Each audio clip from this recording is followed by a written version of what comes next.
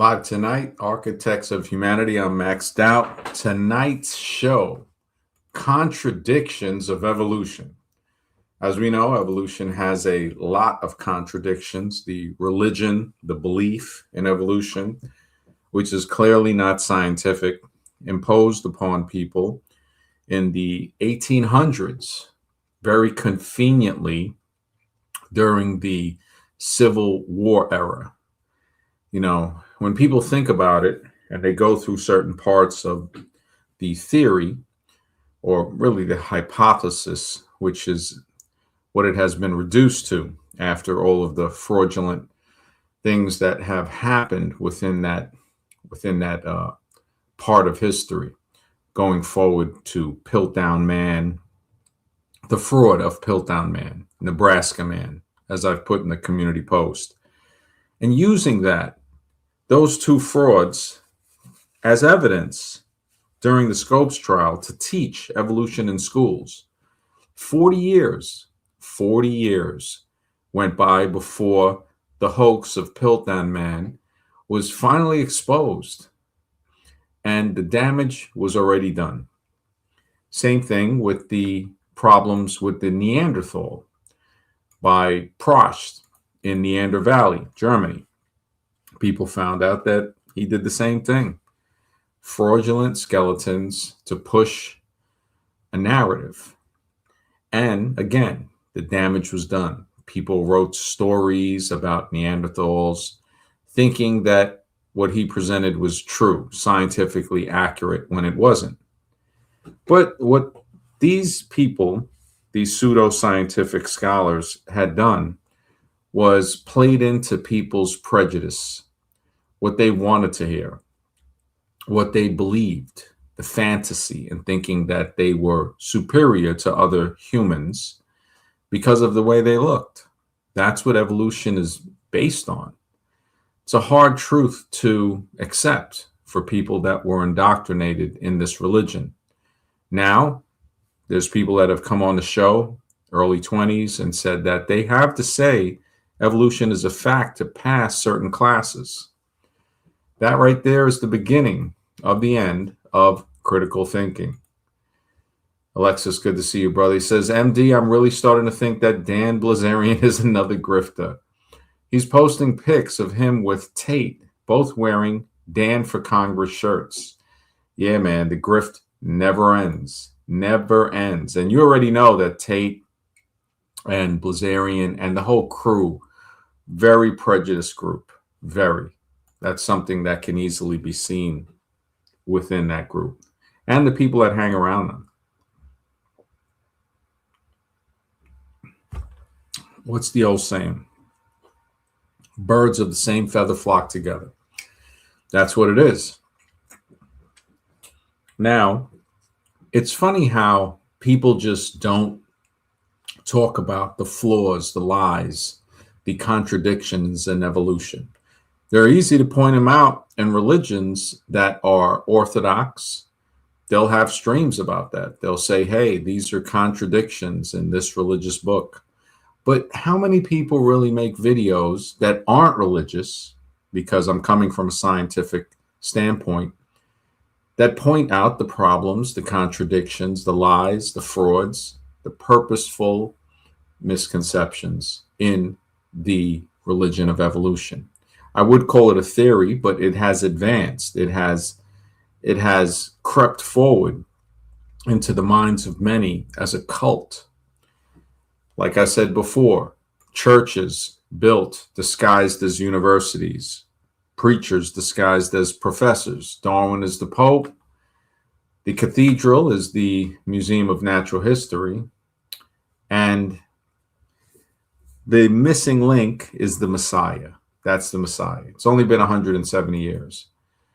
Alexis says, who can we vote for in this country? Honestly, man, you can't vote your way out of tyranny. That's the brutal truth. There's no voting. There's no voting out of it. And it's sad but true. It has reached such a level of corruption that there's only a few things that can change this. And I doubt it's going to be voting. We already, if you really look at it, we already are taxed without representation. Foreign aid is one of the biggest ways that a country can just juice the population. Basically, tax is another word for extortion. And we can see things that need to be done here. And it's not happening. Now, the current administration are passing a lot of laws that are just very detrimental to the average human. And I mean, when you look at the fact that the president, or the so-called, I don't even know what to call him, can post pictures, and this goes into the evolution theory, the religion, the cult, post pictures of the previous president, Obama and his wife, with the references to primates. I mean, it's just horrible. I mean, he's playing it. I mean, he might as well just wear a Klan hood. The fact that nobody's really talking about this as much as it should be is crazy. Didn't Roseanne Barr get her show taken away from her for saying something like that? It just it's crazy, man. They tax us before we even old enough to drink and go to war for this country. Yeah, man. Yeah. Just call the president the pretender. The title, yeah, is pretend. Exactly, man. Exactly. I got to go forward with that next book on anagrams, man. President is pretend. And as we look at, I think the Republicans spell are the spin club. When you think about it, the spin doctors, remember that group back from the 90s?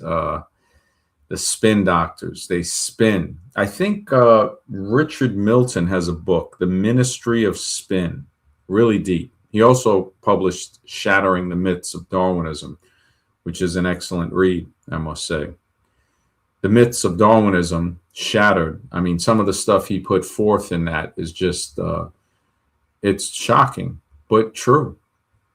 And I was on a show earlier today where, taxes basically, it's our slave wage. You want to hop on, Mr. X? I got the link, or anybody else to pin to the top of the chat. Yeah, I was on a previous stream, and the guys were telling me that, Chihuahuas come from wolves, and and I'm like, they're missing the whole hand of man that is manipulating those canines.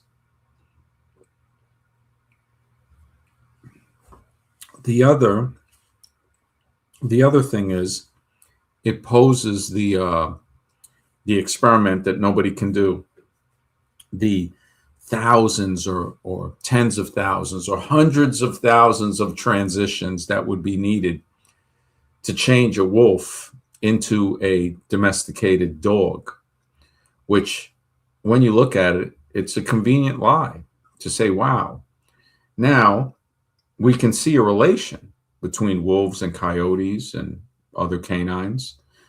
But then when we get to the domesticated dog, the fairy tale comes in. Oh, they came next to man and, started getting more tame. And when you think about the wolf pack, I think there was a video just recently of a pack. A guy was studying a pack, and they got a little too close, man. And the pack attacked them. Next thing you know, they're finding body parts. I guess that's how they were domesticated. And then when you look at all of the inbred species that, you're looking at St. Bernards. When you look at a St. Bernard is extremely, extremely different from a wolf. A Mastiff, a Husky is similar, and a German Shepherd a little. But as you go more genetic, you start to say, yeah, it's not. The fact that these different dogs have different levels of self-awareness, psychic abilities. A lot of people don't even want to talk about a dog having some type of a sixth sense. They do have a heightened sense of smell, but they also have a sixth sense. They have tests that they've done where dogs will be at home and their owners will leave work. And as soon as the thought enters their head to leave work, the dog will go to the window and wait, as if it gets some type of mental cue, psychic, or whatever else somebody wants to call it. It is something that goes beyond the physical. And we see this with many animals. Oscar the cat had another one. Mr. Super Sidewinder, always a pleasure, brother. Always, man. Mr. X says, don't forget Darwin's theory is based on the human cell being nothing but a jelly-like substance. Very unscientific. Yeah, man. It definitely is, man. I mean, the guys that I was speaking with, they're cool with objective ethics and a few others. And I was surprised. I checked the stream. Hopefully Objective will write me back on, because I sent him a link to how he could share the stream we did.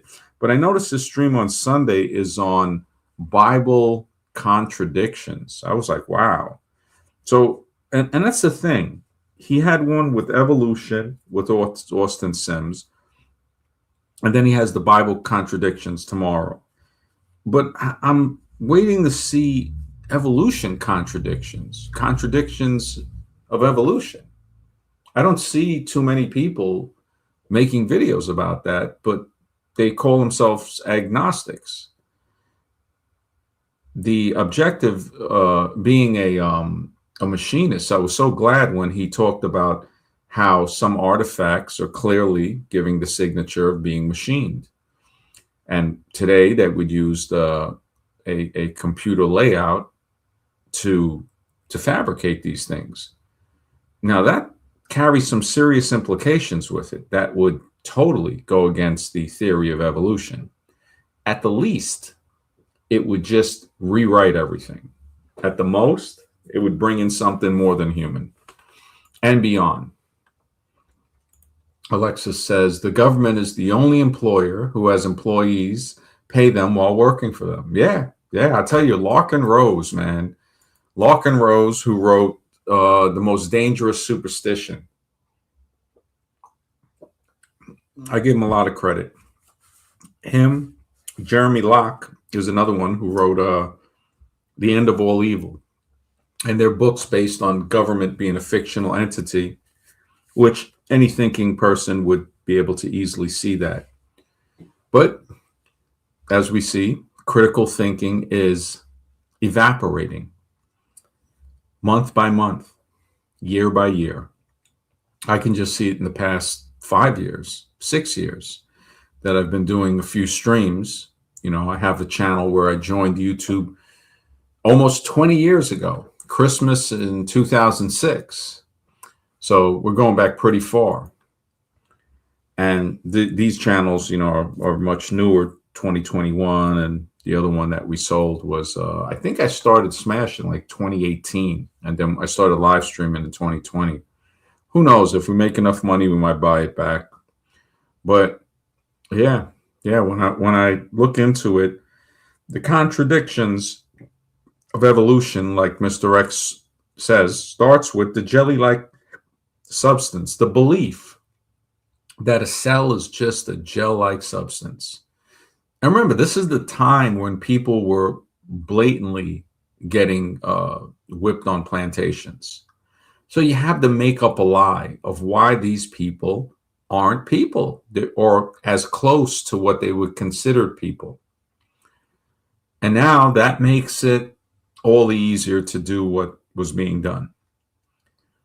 But nobody really thinks about that, especially today with the evolutionary cults. They just say, well, you know, times changed, you know, like with the privileges and stuff like that. It's like, yeah, they made drugs illegal, and that definitely stopped people from doing drugs, right? So when they made discrimination illegal, where discrimination was legal, that's where a lot of people don't, you know, they don't realize that, they don't care to realize. My brother, this you Blaxican? Yes, sir. What's up, MD? How's it going, man? Oh, pretty good, man. Shoot. Crazy stream, right?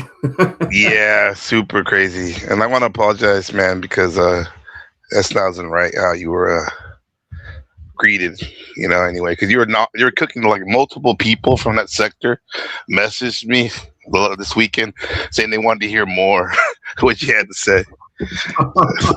Yeah. Oh, that's cool, man. Yeah. Yeah. If they come over to the channel, yeah, man, that'd be cool. Yeah.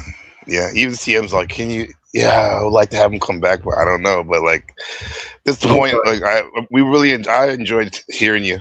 So, thanks for coming by.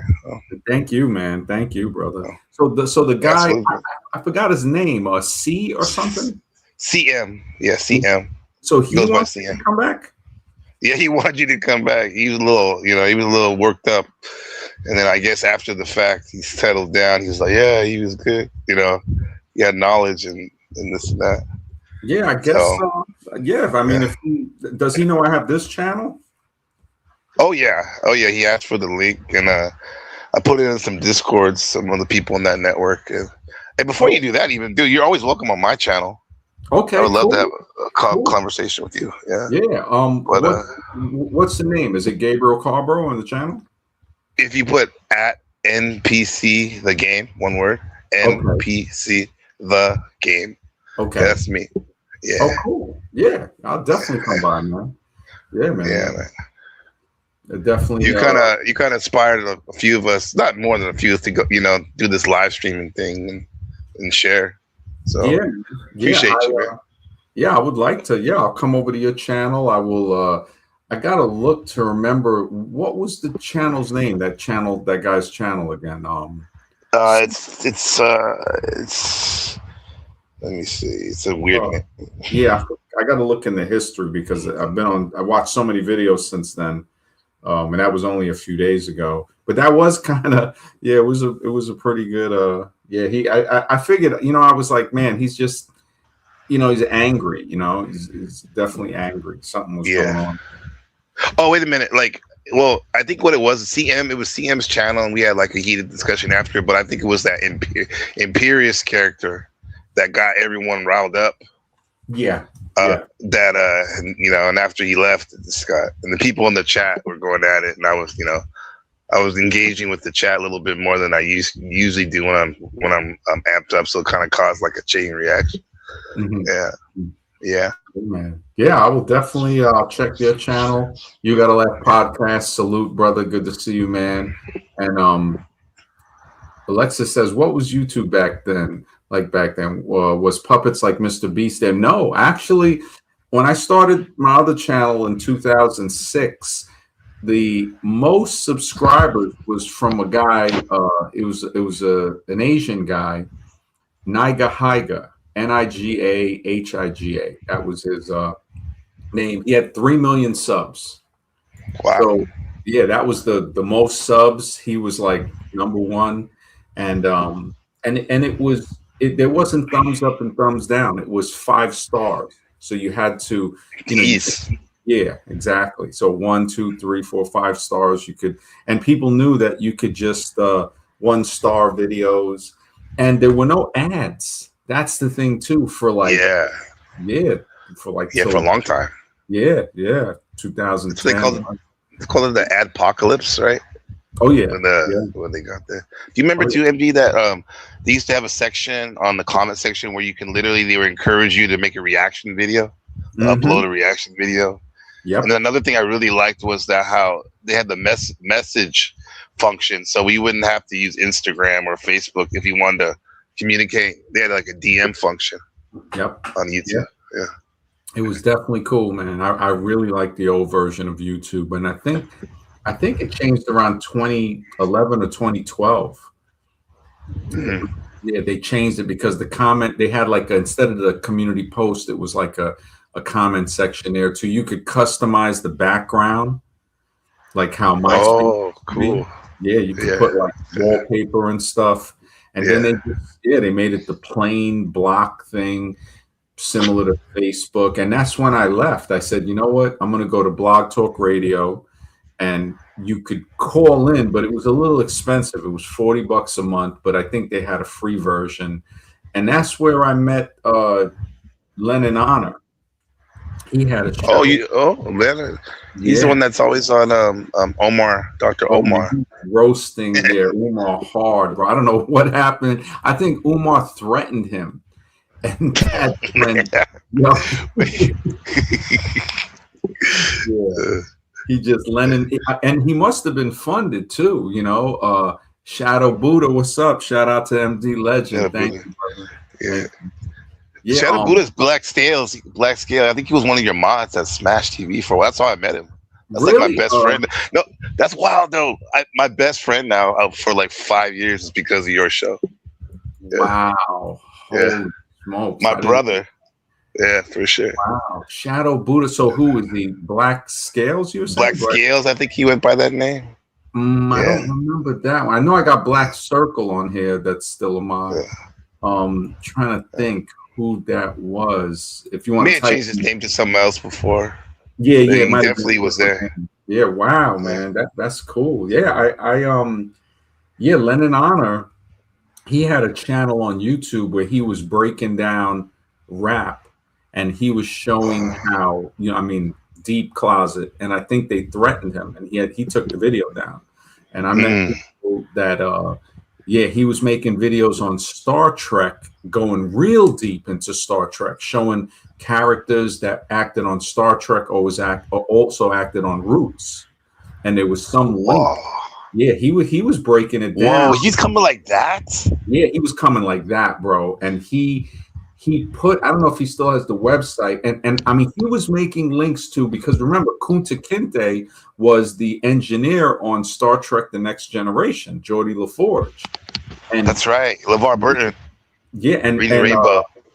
Wow. I didn't know that Captain Catherine Janeway, the woman from Star Trek Voyager, was a slave plantation owner in Roots. He brought that to light. The brother who was the captain in Deep Space Nine, who played Hawk, Avery Brooks, I think. Avery Brooks, yeah. Yeah, he was in Roots, and like later, I was like, wow, man. So he made some serious links, and he was breaking it down. He broke down the Michael Jackson "Beat It" video, where he was showing how it was about like masturbation and stuff, Beat It. And I was like, oh, and then like people getting in the manhole, and when he kept his channel, he had about 11,000 subs back then. So you're looking 2011, 2012. And then I lost contact with him because he had a Blog Talk Radio thing. I went on there, kicked it with him a little, and he goes, yo, you need to start a show. He wrote to me privately, and I was like, all right, maybe soon. I didn't start it. And then Drew Ma was on there, and he goes, yo, I got a show if you want to come on there. So that's how I met him. Ask Universal Jones. Lennon Honor had a good conspiracy content and personal development content. Yeah, he did, man, back then. I wish you would get back into it and leave. I wish he would get back. Yeah, I think the Umar thing, when he threatened him, and and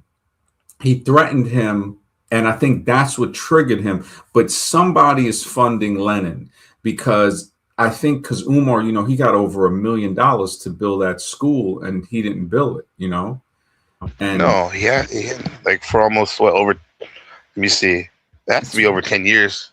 Yeah, it's been about 15 years. I think he started in 2010, and yeah, that's messed up, man.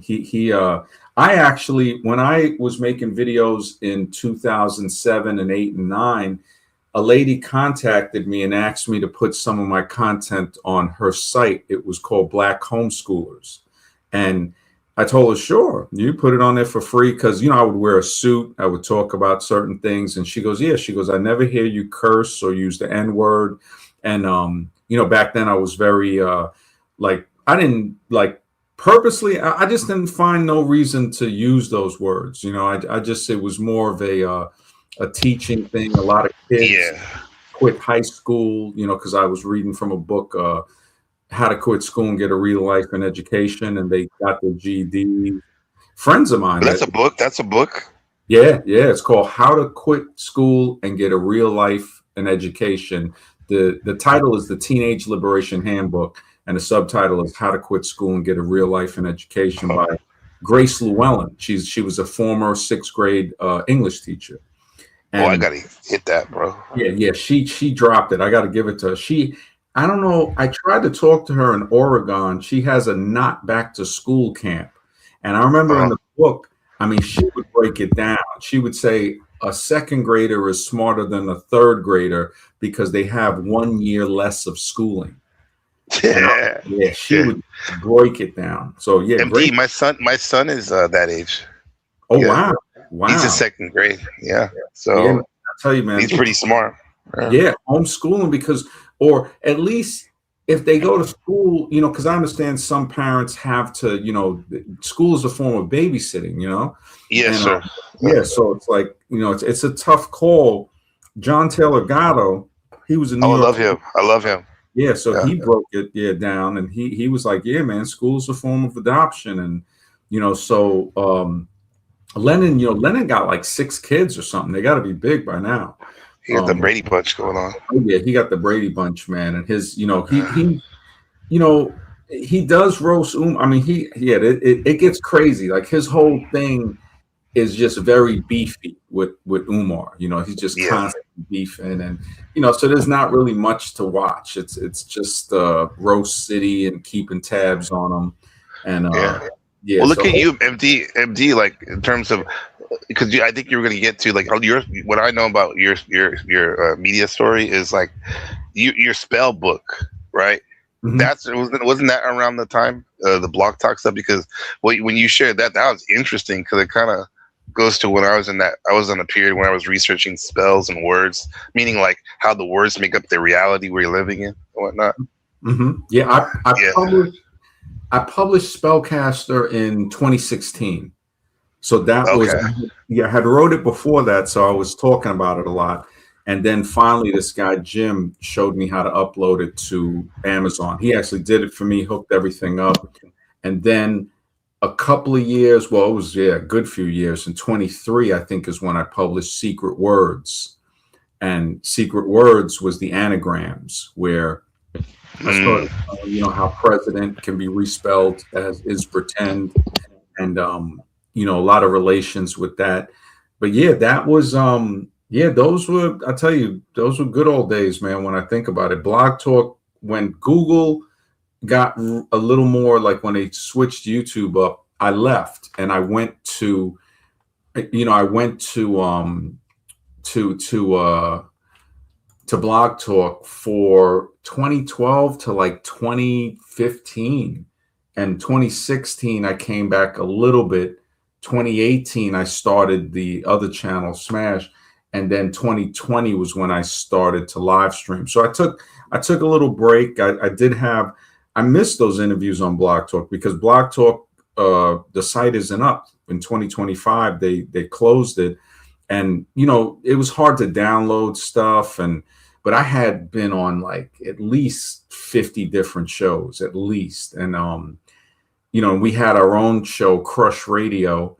And for like, I think it was in 2014, 2015, we did like every day for like 90 days. It was brutal, man. It was hard to do it. Oh, yeah. Yeah, it was me. I remember those days for me. Yeah, man. We had a show too. Yeah, I think it was Professor Let, because I was letting off. And so it was Professor Let, this other guy, Sirius J, and Wolfman Black. And the three of us would do just, commentary and kick it. And, and then, and I just, eventually just came over to YouTube again. And then, by 2020, that's when, I was making the app and stuff for the dictionary. And then it just, I realized, I was like, that, the guys in there, I kind of sensed something was funny because, everybody, if you're hetero, you're gonna want to be with women, regardless how much they complain or whatever, it's just part of life. And, I knew something was up, but now YouTube is just on another level. And thank you, Shadow Booty says 48 Laws and BP is still, the GOAT books. I appreciate that, man. I really do, man. Absolutely. Scribe be trying to push me back to that, but I told him, yeah, just I No, don't say, but MD, yeah. Mhm. I think that was a very important part of consciousness evolution, in my opinion, because like yes, we want to know about the chemtrails and eating healthy or whatnot, but that male female sexual dynamics, that is a spiritual component, Yeah, that needs to be talked about.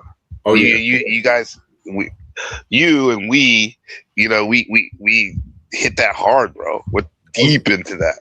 oh Yeah. yeah. Yeah, I told Scribe and other guys, I said I would go back. If I make money off the books, if I have enough to support myself, I'm okay with going back.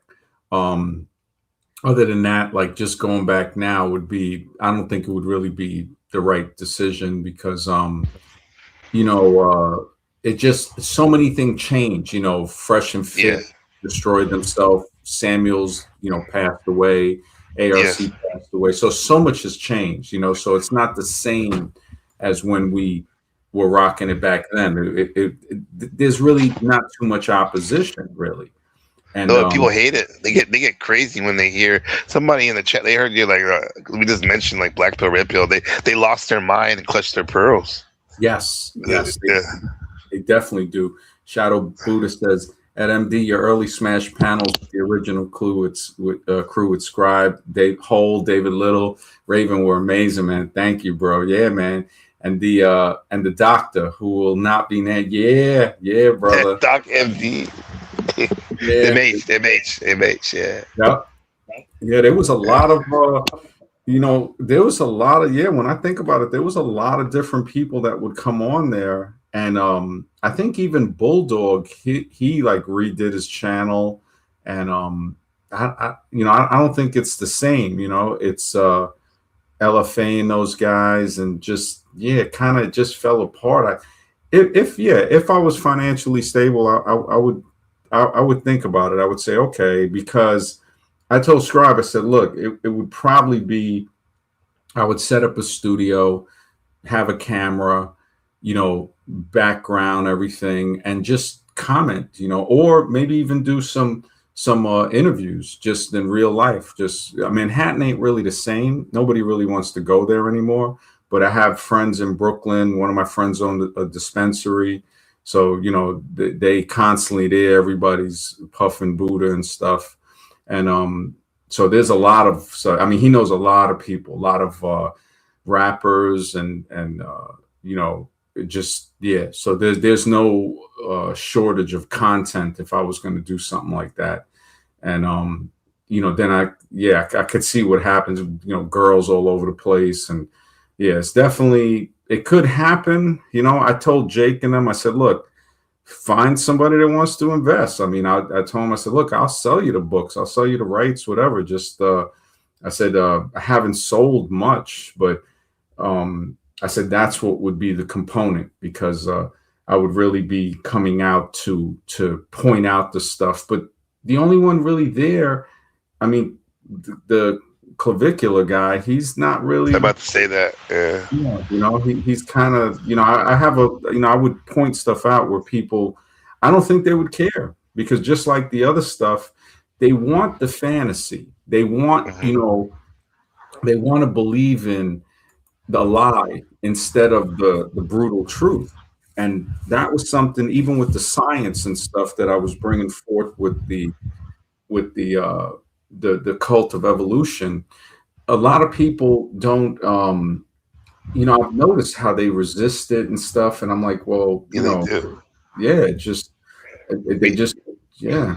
Yeah. We have a theory, like Chad and Buddha, we've been working on this theory. It's kind of playing off of the great hold the truth pillology, in the sense that like that you got the blue, the red, and the black pills, right?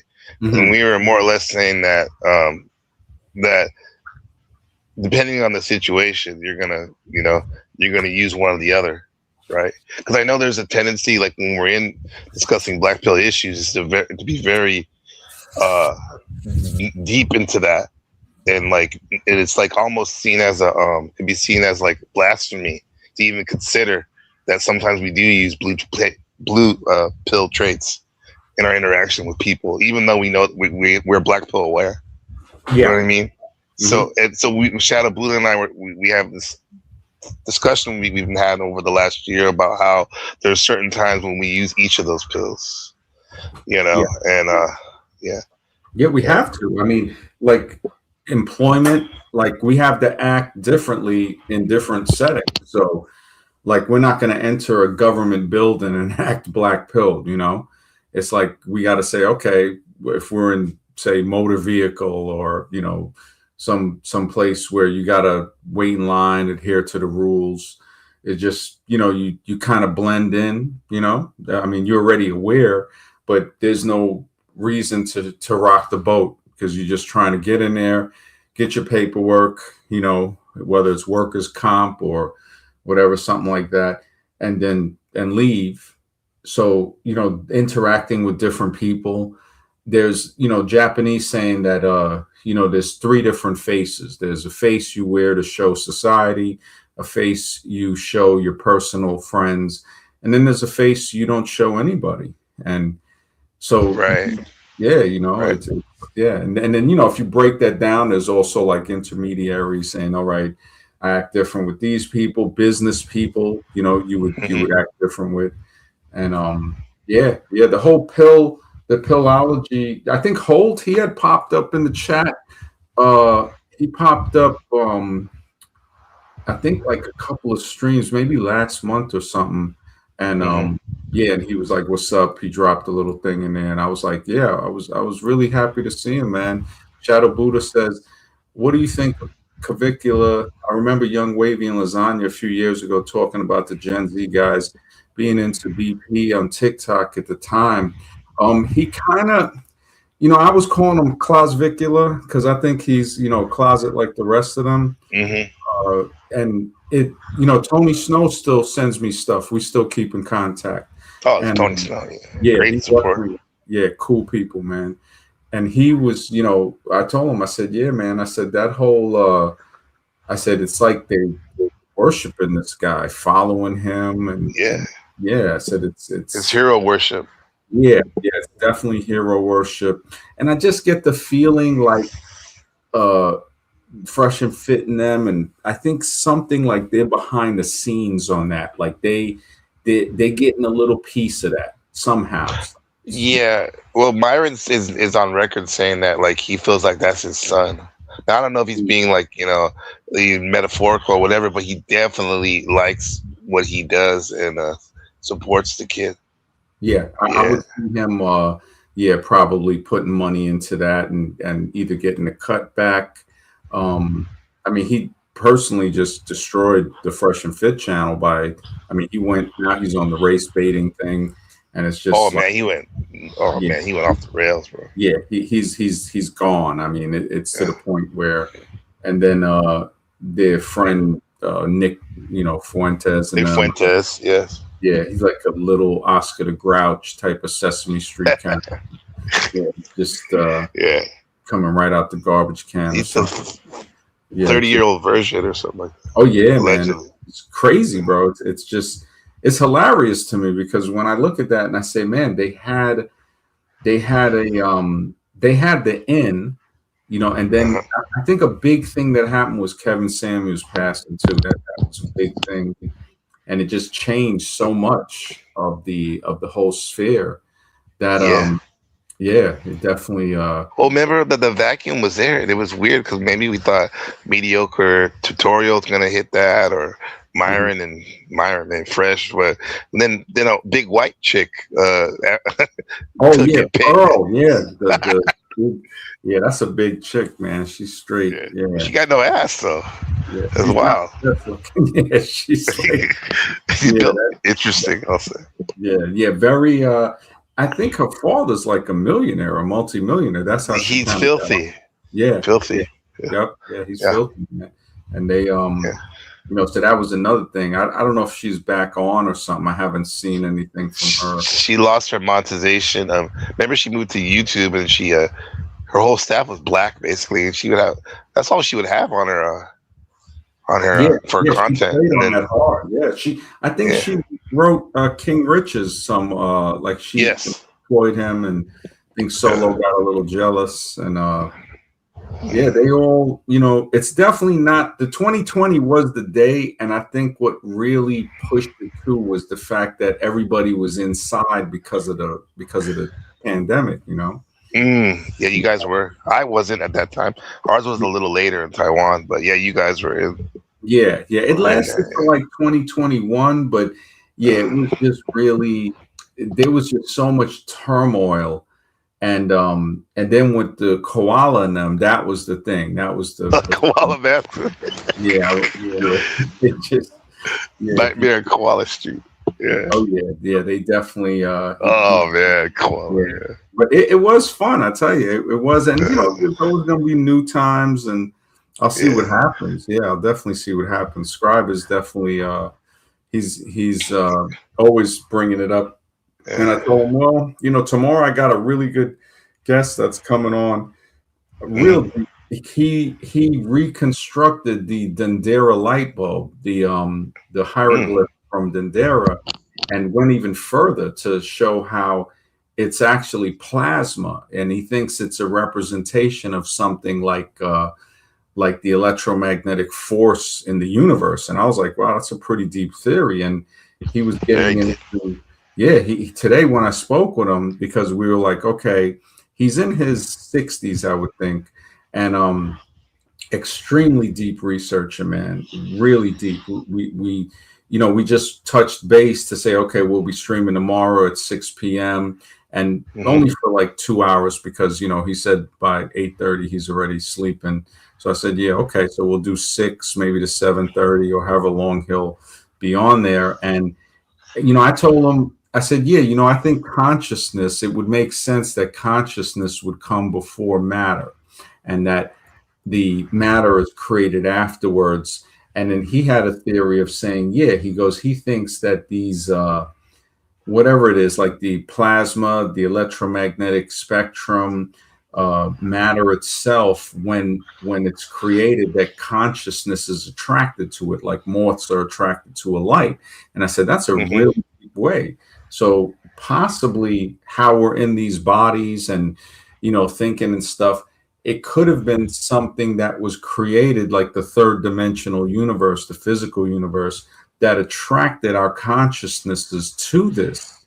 And it gets like, we had a pretty deep conversation, man. I was like, wow, man, I look forward to talking with him tomorrow, and Scribe and Mr. X and anybody else who comes on.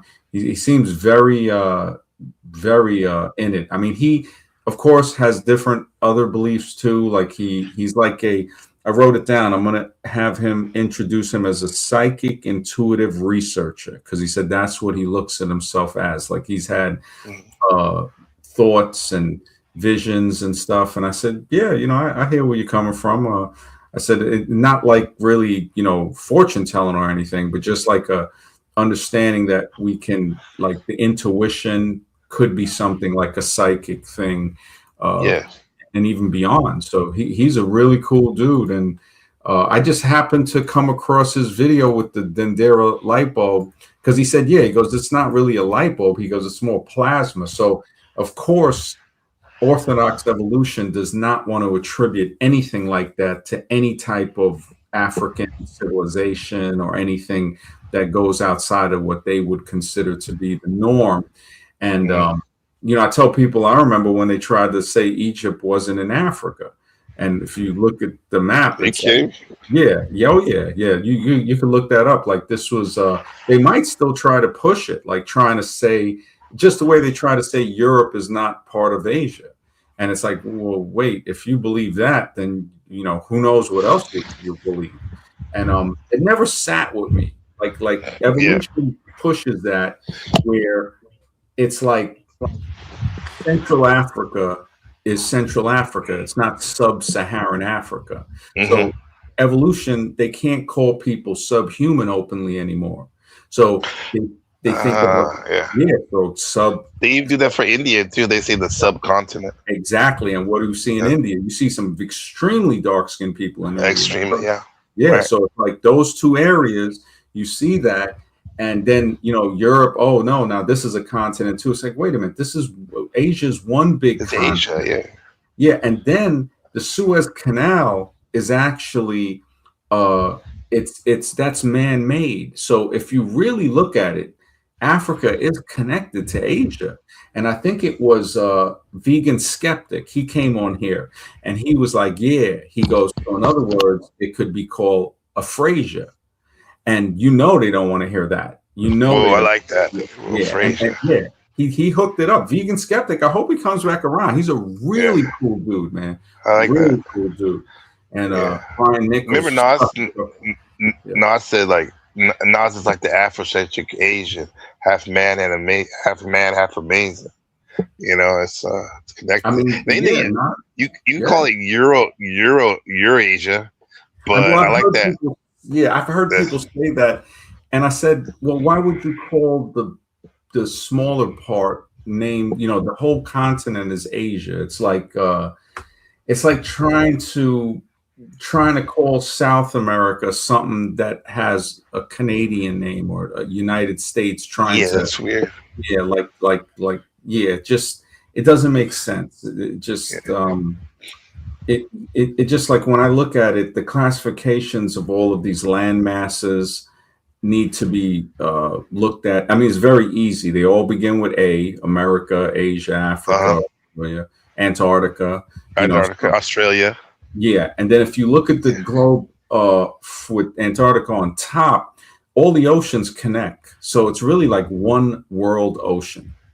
And there would be sections, the Atlantic section, because you know you can Hmm. sail under South America and hit the Pacific Ocean, or over North America through the Arctic Circle and Arctic Circle. yeah, you Yeah. get Pacific, and then the Pacific goes right into where they would call the Indian, which also is an African Ocean, and then around Australia, all of that stuff. So yeah, there's when you evolution tries to classify everything in a pseudo classification that separates us in a way that yeah, it's just not scientific, man. And people are so brainwashed by it. Like there was a show I just saw it before while I was setting up the stream. Uh, oh man, his name is Ankh. I think it's Ankh the Oh, God, Unk six, Unk 605 or something like that. He's something really like that. eccentric. Yeah, like Yeah. he was battling with Bro Sanchez or something, I think. Oh, okay. And Bro Yeah. Sanchez was called because I think they believe in evolution. And Uh, you know, these are like, you know, basically a very it's like an all black channel. And yes, yes. yeah, and I think Bro Sanchez, I give him a lot of credit, man. He was even though I don't believe, you know, some of the stuff he Flat believes. Earth, all that stuff. Yeah, but he's very smart on he was calling it monkey madness. He goes, these people got monkey madness thinking we come from and Yeah, so he was yeah, he was holding his own, but yeah. Ivan von Sertima wrote a book. I used to have it. I think I lent it out and somebody never returned it, but it was called They Came Before Columbus. And it, Yes, that's a classic. yeah, so you know that and they were trying to debunk it. He had people on the panel and I was about to start this stream, so I was like, man, I can't really go on their panel, but they had like a guy with a PhD and this other sister who was, I think, a Hmm. scholar, and she's like, "Oh, it's been debunked and all of this stuff." And I'm like, "Wow!" I'm like, "How could they Yeah, really?" You know. So in other words, they're taking the orthodox thing, and I'm saying you can't deny the fact. Like, okay, they try to say some of those sculpted heads could be like, you know, like ambiguous to where you know it's not really you know when you look at it you say look this definitely don't look it looked like something that you know somebody might call African or something yeah, but with the wide nose and some of the yeah features and stuff. the Yeah. lips and stuff The and lips, yeah, yeah, the eyes definitely don't look like you don't see eyes like that on humans more like of if the you look Asian yeah eyes. definitely has a little bit with that but there's other sculptures I found with what appear to be afros. So Hmm. now you really ain't got no argument there. It's like, okay, well, we're not saying that, you know, maybe they didn't come from Africa. Maybe there was already a population that had that there because America could have been very diverse over here, just the way Asia is diverse, you know? Yes. And so that's another one. And a lot of people don't like that because they want to keep it to where it's like, no, only certain civilizations created you know, what they call modern technology and building. Hmm. But when we go to, other countries, we see India has like some crazy stuff carved right out of mountains. Um, Yeah, Egypt, yeah. yeah, there was some stuff I was going to present with Egypt on I think it was Libya. Yeah, Libya, when they bombed Gaddafi, there is a theory that I was creating that Gaddafi was making an aquifer to where he was bringing, like, making deserts green. So he tapped into an aquifer that was an Hmm. ancient aquifer from Egypt all the way to West Africa. And they're thinking this was an ancient Nubian aquifer. And evolution tries to put it back for, millions of years, but I think the ancient Africans knew about this. The Sahara Desert was fertile, so it's basically showing us that scarcity is manufactured. So it gets really deep. I don't know if your mic got like a little bit of Hmm. air or something. I don't know what it is. Yeah, but it Let's do. Let me go to my computer. I'll be right back. Okay. sure, sure. I'll be And, right back. yeah, so it's like the whole we got hostile hyperborean in here. Oh, what's up, brother? Good to see you, man. Maxed out. I don't think so, man. I really don't. It doesn't.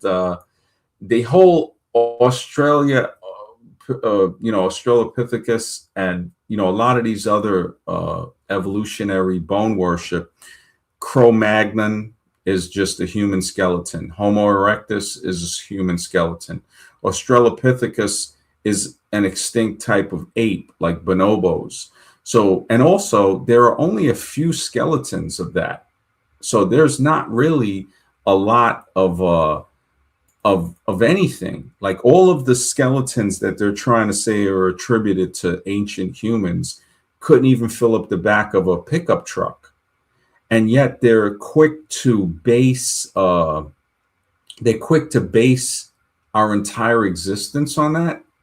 It doesn't really make sense. Yeah, I would say that, look, it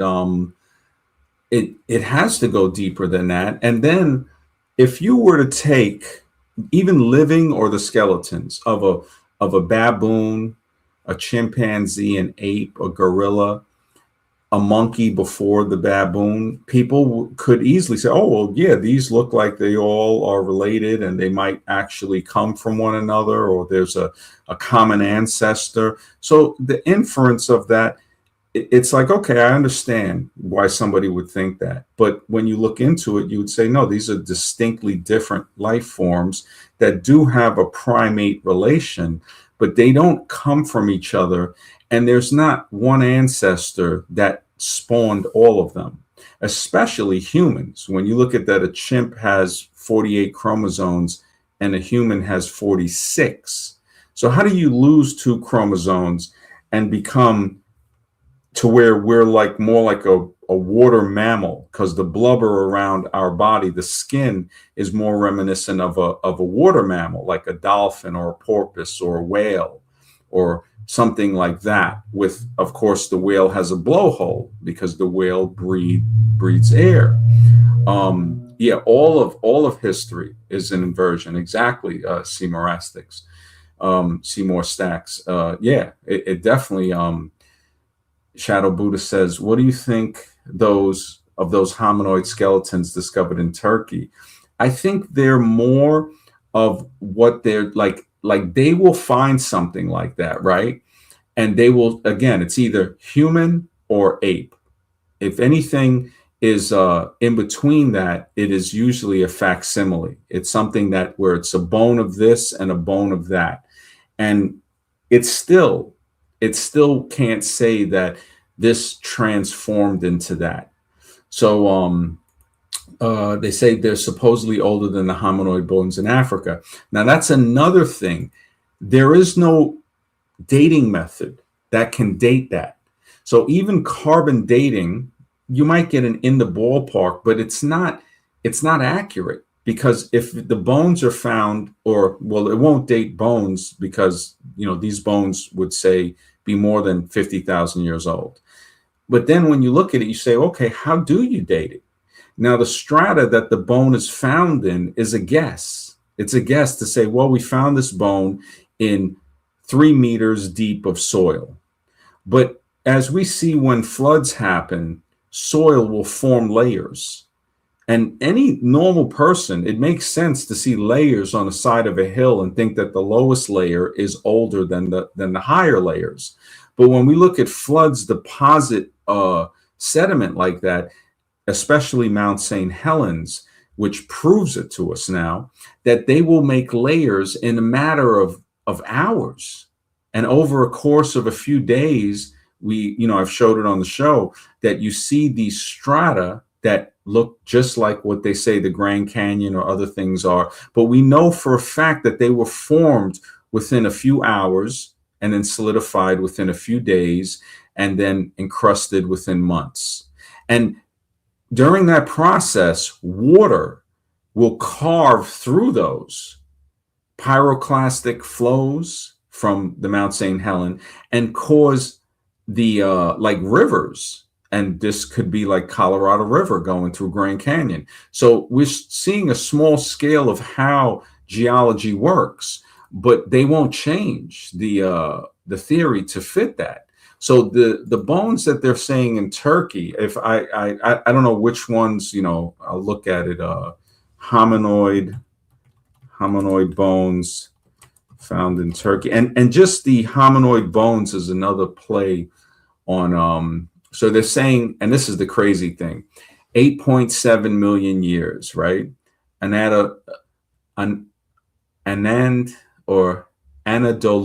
So that's the Turkey. So again, eight found in the Koya part. I think this is Mr. X. What's up, bro? Good to see you, man. Good to see you, MD. Glad to see you streaming again. That's great. Great. Yeah, definitely. You're gonna love the guest tomorrow night, man. This guy is so deep, man. He's definitely when we spoke today privately, he said that he was seeing how there's some type of intelligence, some intelligent mind outside of the physical universe, that it was getting deep. So I was like, yeah, I'm really looking forward to the stream tomorrow at 6. And so now, and I'm glad that Shadow Buddha put that in there, because I heard something about this with the hominoid. I just didn't look deep into it. And they're saying now this ape found in Turkey, they're suggesting that the hominines, these names are hilarious. African apes and humans may have evolved in Europe, Anatolia before dispersing to. This is just, this is so fairy tale, and it's saying particularly the 8.7 million year old, Anadoluvius, and it just, the names that they make up for this, it's just, it's crazy, man. It's their forced religion on us. They're forcing their religion of nonsense on us. They really are. Yeah, they really are. It's like, this is this is another set of bones that are found that they don't know what it is. It's either an old human or an old ape, and now they're going to put it in their fairy tale, like they have these other ones. They're saying, okay, this one is millions of years old. If this is, it's saying it on AI overview, significant fossil findings, 8.7 million years. There's no way to get an accurate date of anything that's 8.7 million years. So the dirt that it's in, they will say, well, these levels of dirt say that it's 8.7 million years. And then it's circular reasoning. We'll say, well, how do you know it's that old? They say, well, the fossil that we found in it, we date it by the fossil. Well, then how do you, so you date the earth by the fossil. How do you date the fossil? Oh, we date it by the layer of earth it's in. And it's it's like, the Cambrian explosion contradicts that. The Cambrian explosion contradicts those layers as a scientific aging method. It right there, just in your face. All these species created at once. Yes, So the layers don't work. They don't work. there's other explosions too. I forgot the name of the other one. It's the Cambrian is one of the main ones, but there was another one. Um, Now there's another one that they're saying that giant bones. Social media reports have circulated regarding, as shown in a certain post, that large skeletal remains found in various parts of Turkey, right? But they say they lack peer-reviewed documentation, which basically that's saying that the establishment needs to tell you whether or not you believe it. And yeah, it just And look when he came out with his theory, Darwin, in the 1800s, for crying out loud. We accept all the discoveries in science that have come true that we thought were right, now we know are wrong with regards to the solar system and everything else. Yet that theory seems to stand the test of time. And it's not because it's been backed by science. If anything, it's been disproven by science because we know the complexity of the cell is another jelly-like substance. Mhm. But the reason it stood the test of time is it excludes the idea of a creator. That's Yeah. the only reason I think it stood the test of time, because it's some option minus a creator, which still it's not minus a creator, because how do we know the evolutionary, what is it trying to evolve to? That implies a blueprint. You know what I mean? So it still involves a creator, but it's sad, it's sad that we even have to debate people on this, the ignorance, but this is the zombification that we live in. Yeah. Yeah. You know what's funny is, and this is a good point, and I appreciate Shadow Buddha that you brought this up, man. MPC the game, Black Skin Shadow Buddha. Yeah, what's up, brother? Yeah. Yeah. What's up, Mr. X? Yeah, Hey, man. what's going on? Good to see you, brother. Good to see you, Gabriel. Yeah, man.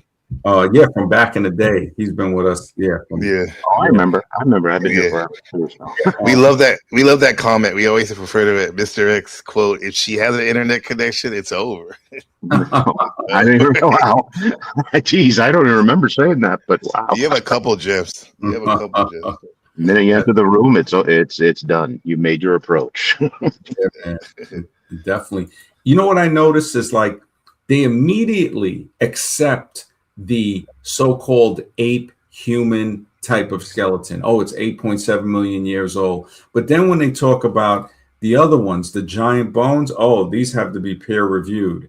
The serpent human skeletons, another unverified, likely mythical reporting circulating on social media with Mount Ararat. So anything that goes against their theory, well, it lacks peer review documentation. But if they find something that's an ape bone or a human bone, oh man, that's immediately accepted. And I'm surprised people don't like catch on to that sometimes, because I can understand the propaganda. So this thing they're trying to say 8.7 million years ago, that's ridiculous, man. That is like, it's like, where do you get this date from? And and this is a good one. Just like me and Gabriel were talking, this suggests hominins may have originated in Eurasia. So instead of Asia, just basically Asia, either it's Western, Middle, or Eastern Asia, which is one continent. No, they have to try to put that cap on it to say, well, you're Asia, not just Asia, and that's a problem, because one guy brought it to me years ago. He said, yeah, you never hear, he goes, you ever hear of a Romanologist or a Greekologist? No, but you hear of an Egyptologist and an Hinduologist, because these people, they won't let them tell the story of themselves. They have to have an Egyptologist tell you the story of their history. And I think it was Christopher, he was saying that, he thought too, when he heard that Kemet, which was renamed Egypt, they have writings saying that it's the land of the black, they say soil, but Robert Bauval says, no, that's land of the black people. Now, there might have been different shades of people there, but that's what the texts were saying. And a lot of people didn't want to accept that. And it was hilarious because he wrote a book called Black Genesis. And, he's a Frenchman born in, I think, Alexandria, Egypt. And he was banned from many sites. Yeah, he was banned from many sites. And that's the price that a lot of these guys pay for just suggesting something different. And a lot of people, I mean, they were shocked when I came out with my theory of adaptation to show, like, wait a second, underneath the brown melanin of eyes and skin and even hair, as we get older, we lose the melanin in our hair. No matter what color hair a person has, it starts to get grayish and lose the melanin, silverish color, and even lighter for some people. So we're seeing that people with vitiligo that lose the melanin on the skin, the laser depigmentation that can remove the melanin on the eye to reveal a lighter functional eye is telling us that it is added. It is a protection, to the body, to the eyes, the hair, the skin, and even the brain. There's neuromelanin, and neuromelanin crosses every type of person. So it's not just subjected to one type, but it's not everybody in that type. So you'll have Chinese, Black, Indian, all different types of Western Asians, Native Americans. Some will have neuromelanin, some might not. Some will have more than others. It brings in another mystery to the human species, and this is where the science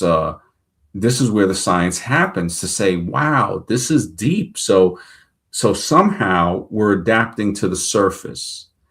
And evolution doesn't want to hear this. They will try to change the evidence to fit their theory instead of changing the theory to fit the evidence. And when I was on the show earlier, the guys, they just didn't get that. I'm like, look, man, you're over here. Anything I say, you want to change it. Like they were all into, so you're telling me Chihuahuas don't come from wolves.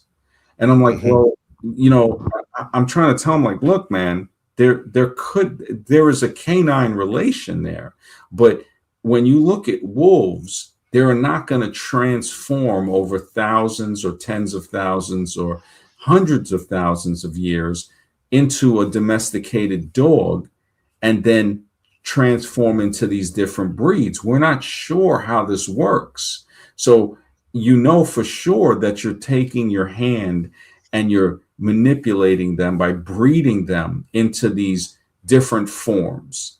But, that is not random mutation by natural selection. That is forced breeding. It's like taking plants and breeding the seeds out of them. It's like taking anything and breeding it. And it's like Yao Ming. Yeah, exactly. China did that. Yeah.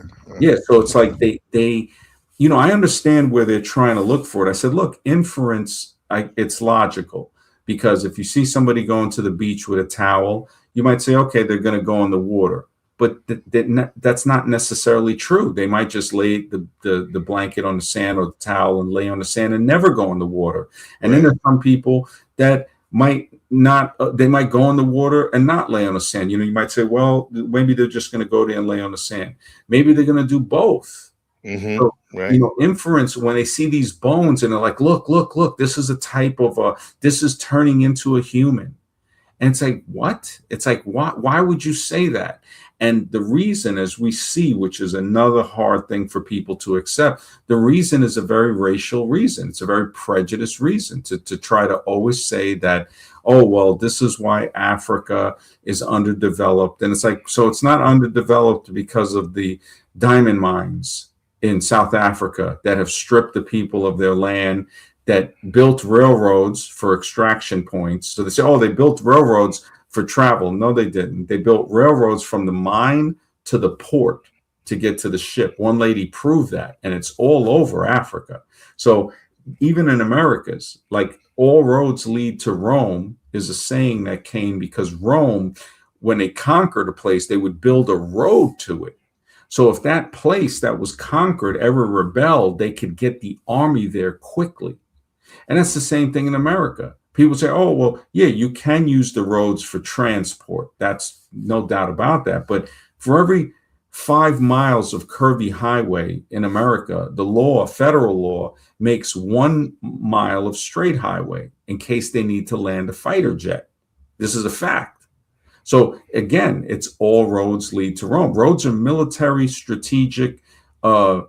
It's an advantage to have a road for them. Now, it's also helpful for us to travel, but the travel is the secondary purpose.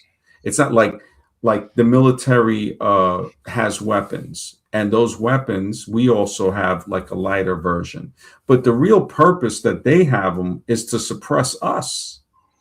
So the secondary purpose, we say, okay, we have them to protect ourselves from wildlife, from other humans, but the purpose, like when you see for weapons, was really like on a warlike scale.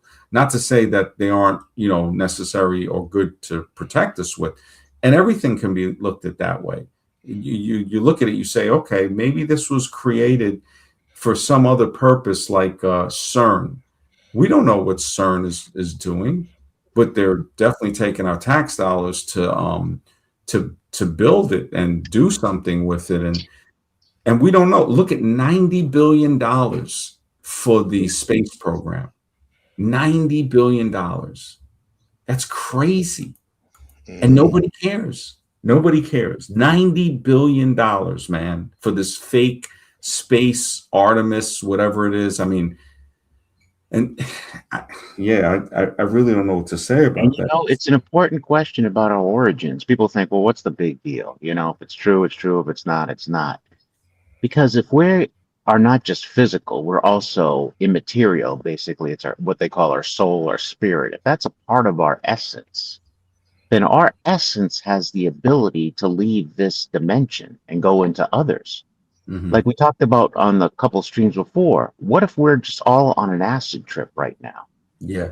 What if we were other people, we took some acid or took some LSD or maybe DMT, and this is just a trip we're on, and we don't even know it. You know what I'm saying? Yeah. No, definitely, man. It just, this could be some type of trip, a dream, a hallucination that what if we are in the pod? And if we wake up from the pod, what if that is another simulation and another simulation, or like the movie Inception? Just like the movie Inception, they were hinting at something for sure, because the elites know something we don't. That's for sure. Yeah, they would definitely. The guest for tomorrow, he made a good point. He said, "Look, I think the Egyptians were onto something with the plasma, the electromagnetism. That it seems to be a representation of like the galaxy." And he said, he made a point of, that could be like matter, could be what attracts consciousness. And I was like, I said, for some, it might be a trap. And he's like, it's possible.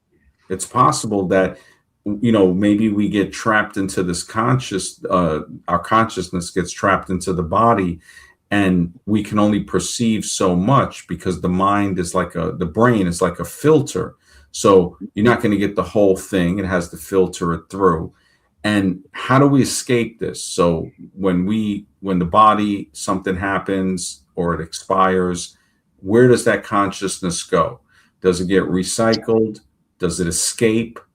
Who knows? And this is an important thing, that it's like they try to make us not think about it, because it's like, wait a minute, that tells me that it could be important. Then it's possibly. When we leave this realm, we're going to deal with it, whatever we believe or not. We're going to deal with it. Yes, and everything else is busy work, trying to quote unquote survive and not thrive. But Exactly. I mean, your attention is priceless. It's priceless. It's so priceless. Your consciousness awareness is priceless. It really is. Yeah. Shadow Buddha says, is that why Hannibal's attack on Rome was different with his army and 37 elements? Because they crossed the Alps that the Romans never expected. It's very possible, man. They don't. When I brought up a thing that, I did a stream, I think like 2 weeks ago, about Rome not building the Pantheon. And a lot of people were very upset with that, because when I look at it, I say, wait a second, you can't build that without steel rebar. Even modern contractors will tell you that. The angle, the size of the dome. There's theories that maybe if it was filled with sand and then the cement would be, held in place until it dried. But when you look at it, and then you look at the Roman architecture that they know the Romans built, the older architecture looks more advanced, just like Egypt, just like Greece. But for some reason, the Egyptians, they'll say, well, it's something else. other people, previous civilization must have did that. But with Rome, they'll start to bring out they were great engineers and all, and it's like, come on, man. It's like it doesn't really seem. It's like, so 1,500 years after that, nothing was built like that until 1,500 years after. It doesn't make sense that the Roman cement, when they say, oh, this cement heals itself on the docks, it's been there for 2,000 years. It's probably been there for way older, because nothing else was built like that again. And it's saying, well, wait a second, why then? How is it that nobody else built that again? Then I don't think the Romans built that. And that's a blasphemous thought, because again, you're not supposed to go against what they say. It's like the skeletons. They find the giant skeletons. All right, we have to peer review this. We have to make sure this is peer reviewed, and see what's up. See more stacks. Okay, give me 15 minutes. I don't know. Are you gonna hop on? I mean, I didn't know. Or Hyperborean. Where's Hyperborean at? Hyperborean, is he still? Yeah, there he goes. You gonna hop on, man? What's up? Good to see you, man. I know we had a deep conversation the last time. If you want to, I don't know if you've ever heard of Hostile Hyperborean. Oh yeah, he comes on my broadcast. I met him through the Machine Lies, a friend of mine. Wow. I'm sure you know Machine.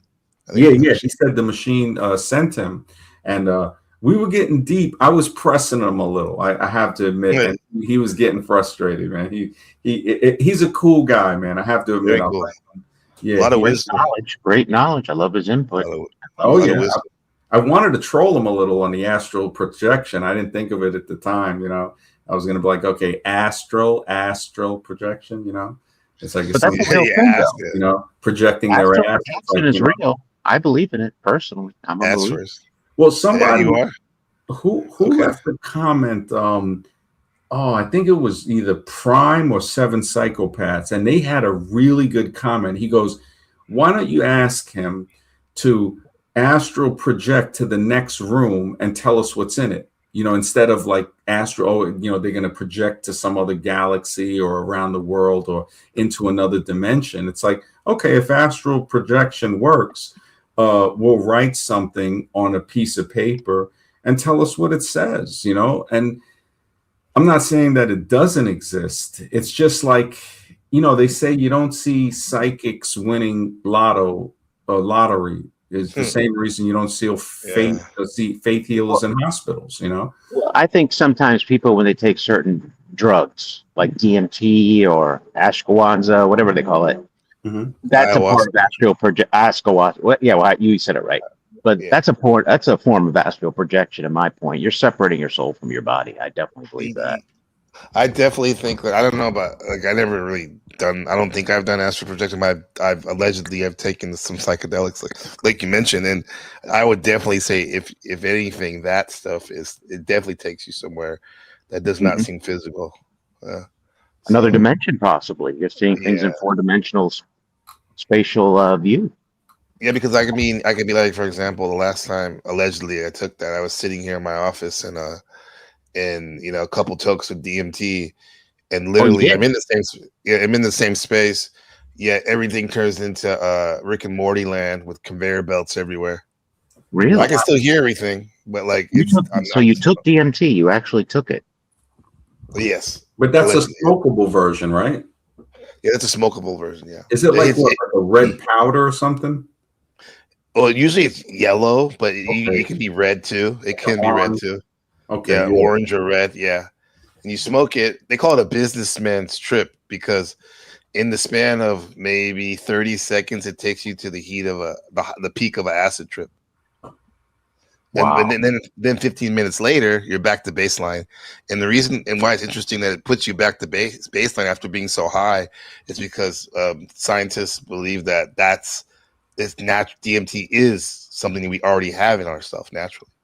So that's why, unlike alcohol, where you drink too much, it's not natural. Can I ask you a question? Have a hangover. Gabriel, can I ask you a quick question about your experience? Now, I watched some videos on it, and they said you can't go halfway, meaning you can't try and stay in this realm. You have to go all the way in, otherwise you have a chance of schizophrenia. Was that your experience? That you had to go all the way into it? I mean, there's just like any drug. I think like there's levels of taking it. Like when I took it, I was my surroundings changed. Right, I was still here. I could still hear everything. It's like Right. what you said. Kind of like maybe I stripped away this physical 3D, and I was seeing like code or something like that. Kind of like your screen right here. But so there's that. But then there's something called the breakthrough experience, which I didn't have. That's when you really go far and Really? really Did you deep, speak right? to any entities that were non-human? No, I didn't know, but I have friends that have done that before. Yeah, Mhm. I'm kind of a lightweight, but with that, but yeah, there's people that have whole like have like a family. Some guy said like he had a family because he did an experiment. He Mhm. smoked it for 30 days straight or something like that. And he had like a continuity of an experience that happened when he went there. He was talking to entities and interacting and whatnot. So So he had a I whole think life. it's real. He had a whole Yeah, yeah, life. yeah, Wow. So he had yeah. like maybe what, a 50-year life in a span of a few minutes or something like that. Yeah, and people have done that with salvia. I don't know if MD, have you ever heard of Yeah, that? I've heard Salvia. of that. I was scared. This Yeah. chick used to have it in the head shop that they were giving it away for free, and I was like, man, I'm all right. Oh yeah, the head shop. That's what you got it. Yep. Yeah. And Mhm. she was like, she tried it and stuff. She was definitely a hippie. I went over her house, man. She had a shelf with like 30 bongs. And I was like, holy smokes, man. And she She's just, serious. Yeah. yeah, man, she was definitely, I can't really smoke anymore or, drink or Yeah, anything. I I don't do haven't that in a either. while. But I Yeah. used to really enjoy, I think I made contact with Sekhmet, which is an Egyptian goddess that Uh-huh. when I was taking the psilocybin with the mushrooms, and I've had some Oh, really okay. great trips. Oh man, I saw like the holographic. I'm thinking about doing like a video with the not AI totally, but I'm thinking I'm gonna have to draw the picture because it was a holographic purplish pink miniature like version of her, Hmm. with the feline head and the The lion head. body. Yeah, Lioness. but it was Yeah. only about 2 feet tall when there was like four of us, and we were tripping, and we're sitting at the table, and it's quiet because we didn't take it like to just get high. We had the recorder, the mini disc recorder on. This was like around, I think this had to be like maybe '07 or something, or Mhm. '08. And my friend had got the mushrooms from Queens. They were really like good, like Thai mushrooms. They were small little mushrooms, and they just when I think about it, I was like, wow. I looked over, and no, it wasn't like a sphinx because it was like a humanoid standing up, but only like 2 feet, and it was against the wall. And I'm looking like almost like I think my eyes were closed, and I'm seeing this holographic goddess, and then there's magnetic rays emanating from both sides, like looping from the top of the head into the feet. So they're like, Mhm. and then I look over at my friend, and I have a star map on the wall. I look at the star map, and he's got like a Caesar, a very short cut to his head, so the shape of his head. And the star map, like I look at the star map on the wall, and then my eyes, I guess, it like covered his head with the map, the top of his head. And I was like, wow. I said, so I have the Oh, ability. Yeah, it was amazing. And he's tripping, but he's very quiet. The other two guys have their eyes closed, and we're just like, everybody's just quiet.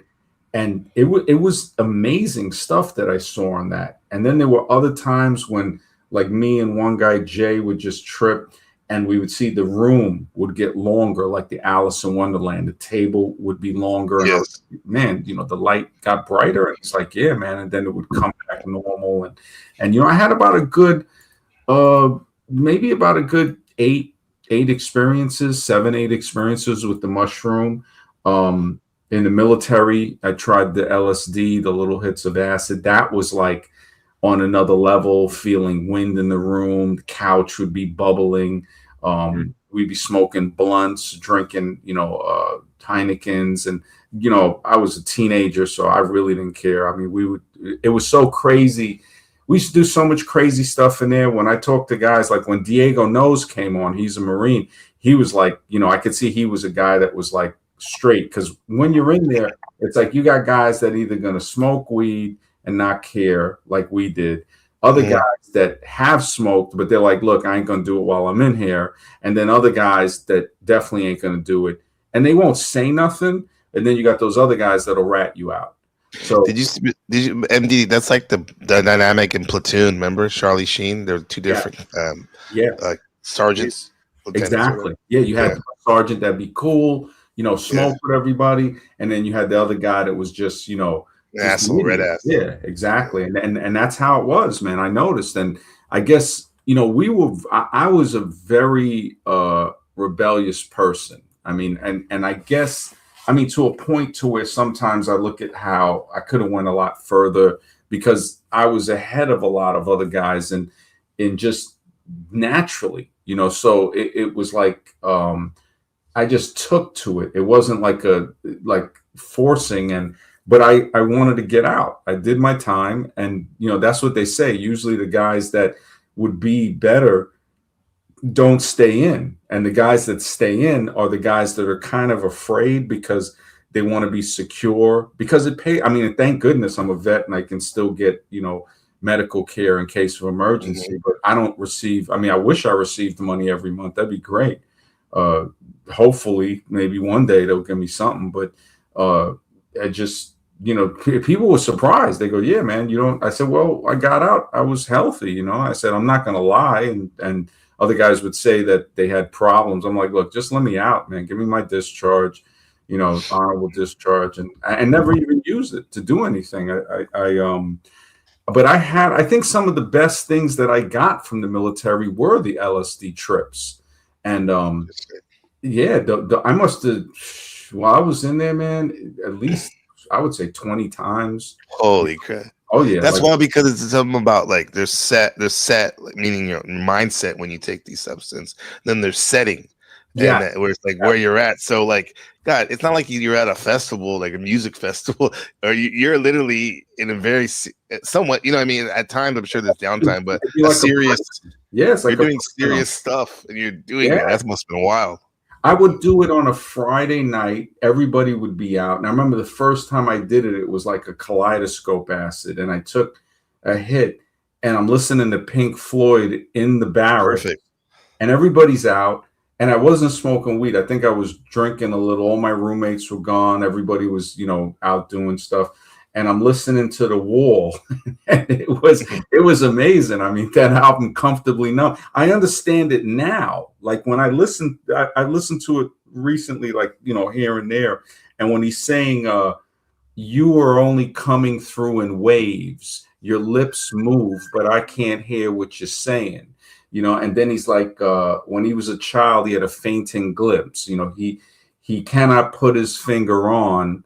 He turned to look and it was gone. The child is grown. The dream is gone. And then he says, I am comfortably numb. And when I was listening to that a couple of weeks ago, and I was like, yeah, man, I think I have become comfortably numb. You get to a point where it's just like, you're just done. I'm just done with it. And back then, I was, I look at it back then, I would look at the couch that we had in the room, and the couch was like, it was like this big, like beanbag type couch. And it looked like it was like bubbling, like moving, like a waterbed, and I'm looking at it and I'm like, holy smoke. And any wood grain starts to move with the wood grain, like a river. I see that before. Man, I'll be looking at my fingerprints, and it was great, man. It was, I really enjoyed it. And over the couple of years, I would say within, 2-3 years, it was about like 20, maybe even 30 times. Cause I remember it was like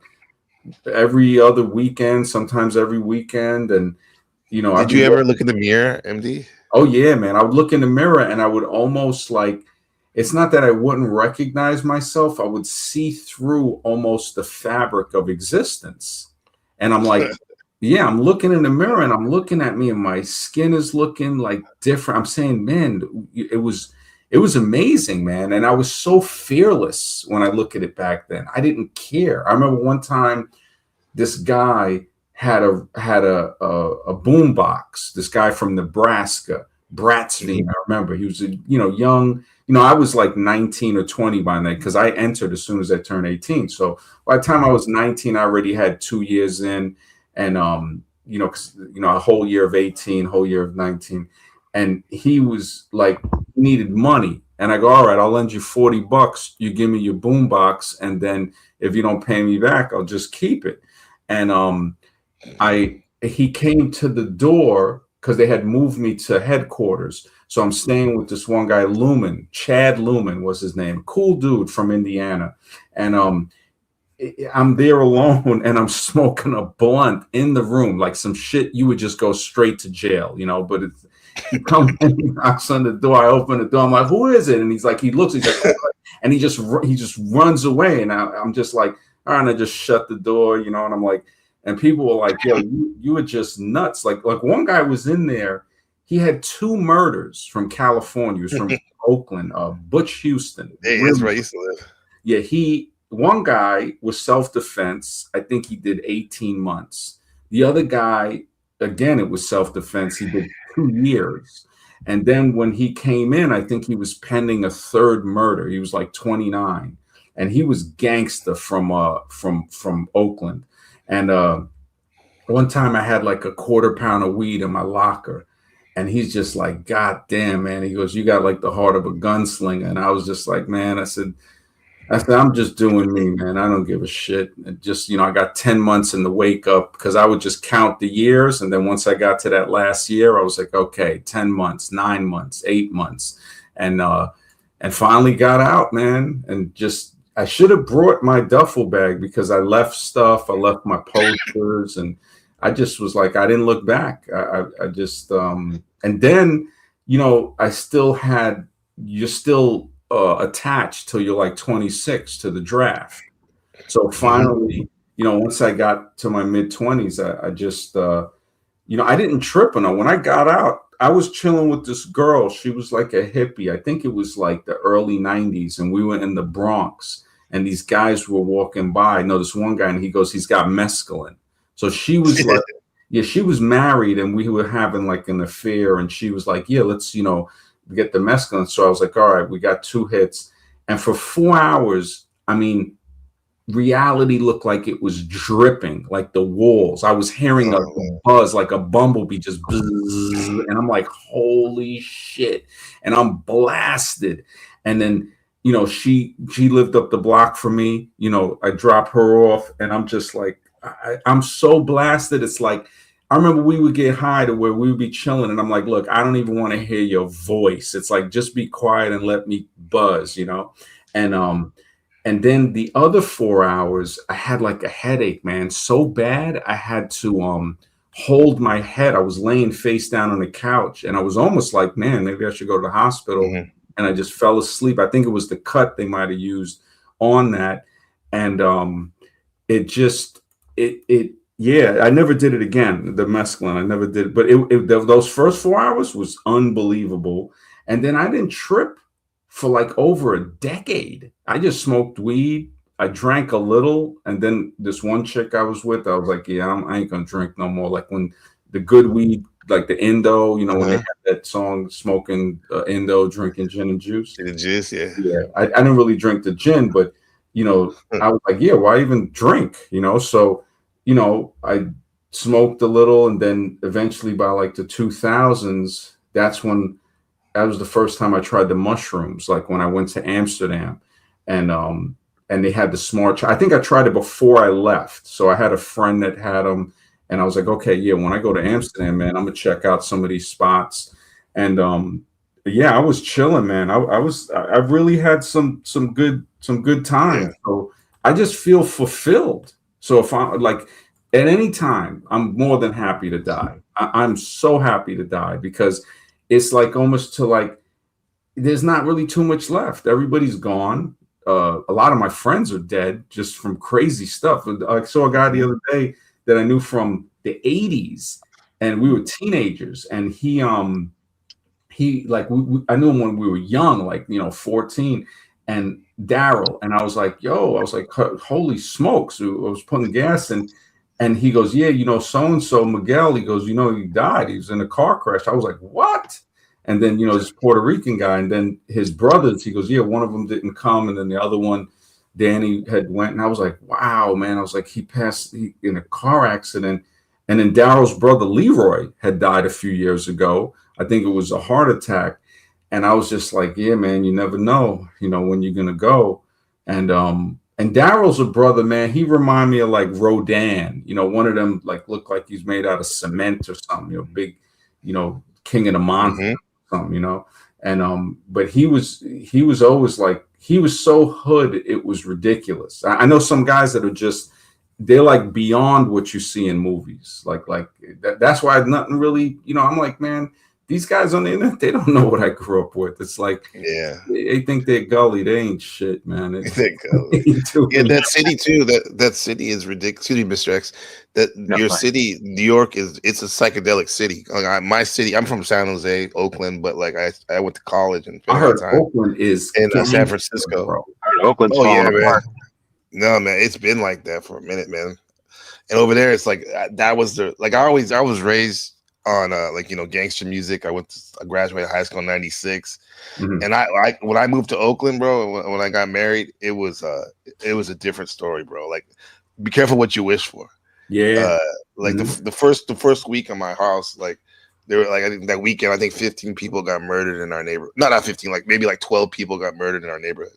Wow. And gangs and crew violence and all that. And I was like, wow, bro. You're losing all your sports teams. They're all leaving. They left already. They all left. Yeah. But then you take the bridge though, the Bay Bridge, and you go from Oakland, East Bay, to San Francisco. And even though people talk trash about San Francisco it's a great city, especially that Hippie Hill, Golden Gate Park, Haight-Ashbury. I've had a lot of great moments there, and I'm just smoking, like just talking to people. I used to do blogs and stuff and filming. But I have to say, like when I went to New York for the first time in 2018, it was the first time I ever been to New York. I always wanted to go there. And I met up with my friend Jonas in Brooklyn. And I hadn't smoked weed in a long time. And he gave me this vape pen, and it had something called, like he said, like blue cheese, whatever it was, right? So I'm starting to hit it. And I guess we're in Brownsville or whatever. And he's like, see that house right there? That's Biggie's house, right? Where he grew up, right? And then because my wife is here with me, and my son is 7 months old, and we're walking the streets of Brooklyn. I'm like, I can't believe here, and I'm puffing on this pen. And before I know it, I'm on Linden Boulevard. I'm like, holy crap, this is Linden Boulevard, Tribe Called Quest, Belly, all that stuff, right? And then as it becomes twilight, it's getting in the evening, I'm in Prospect Park, right? And in Brooklyn, and this is when I start tripping, because it's getting dark. And I start getting paranoid because I haven't smoked. Sometimes that stuff can make somebody paranoid. Yeah, very paranoid. And I'm like thinking, like, oh, I got my family here, so I got to be on point. And then I'm all, John, where's he taking us, right? And I'm like, and I hope everything's good. I don't know what the hell I was thinking. And then he took us, so we get out of Prospect Park, which is very nice, and then we end up in like this. I don't know what street it was, but it was very hood. And maybe it was still Linden or whatever, but and he took us to this Haitian spot, like food spot, and it was like super ghetto, but I just remember the food being so good, and then I started to have a good time, and everything was good. But my point is and I've had other great memories in New York, staying in Harlem and all this stuff. It's an awesome city. I don't know how it is to live there, but like. There's a reason why I think it is the city in the world, Yeah, it's cool. I mean, Brownsville is still scary today, and East New York and Canarsie. There is, that's where I think Mike Tyson's from Brownsville too, and it is tough. It's tougher than Bedford-Stuyvesant's, which is next to it, more to the west, and but it used to be like really cool, because I was born in Borough Park, which is a little more west. Maybe a little bit better by Sunset Park, and but it still very dangerous. People were getting killed, and Manhattan was so cool in the 80s and 90s, and even in the 2000s. Man, it changed with Giuliani, because it definitely was not. It was the city that didn't sleep. But then by like the late 90s, early 2000, by like 1, 2 in the morning, everything was quiet. Like they had really changed it. I remember going to a club, Cybertron and the Pyramid. I think it was downtown with this chick from London in it had to be like 2004. And things were open till about 3 in the morning. The club closed down like about 3:30. And I'm thinking, damn, stuff would stay open till the next day, and things were closing, that early. And it just, it was still cool, but now nobody really wants to go. I mean, Manhattan has changed like dramatically to where, I guess, with the influx of everything and people were just like, yeah, it's not the same. I mean, the money's still there. I used to go to the Bronx a lot in the 90s and Spanish Harlem, like 160th, 70th Street, St. Nicholas and Broadway. Yeah, I was on St. Nicholas and 123rd. Yeah, that's where I was staying. Yeah, that's actually like right the border of Harlem and Spanish Harlem, I think, like 143rd, 142nd. And then I went to Adam Clayton Powell Boulevard. I went hit up the 5% Nation headquarters over there. That was cool. Very cool. Yeah, Manhattan, it's definitely cool. I knew a few people in Harlem, and I was more like Midtown because my sister lived on 47th, and it was cool. Midtown was always like that. Downtown was okay, but yeah, Queens was cool too. But it was more, Brooklyn. And I had a sister that lived in Staten Island, so I used to go over there, take the ferry, and then sometimes chill over there. But it wasn't really Shaolin. Yeah, the Shaolin. It was kind of Staten Island was a little out the way. I think in the 90s the ferry was still pretty cheap, like $1.25 or something, and you would take it from downtown, and just it was. Those were the days, man. It hasn't just changed there. Trust me, Miami, because I came here in the 90s. It was a totally different town too. So it's a worldwide phenomenon. Oh yeah, Mr. It's in 90. It's in Miami. In Miami, it was a whole different town. Now it's just like what you're describing New York is. It's not the same about going out. It's not the same at all. Mm-hmm. So it's everywhere. It's not just exclusive to your area. It's true. It's everywhere. And the common denominator is what? The internet. Yeah, what's going on? Miami was dope. This is Cista Camille. Yeah, what's up, man? How's everything?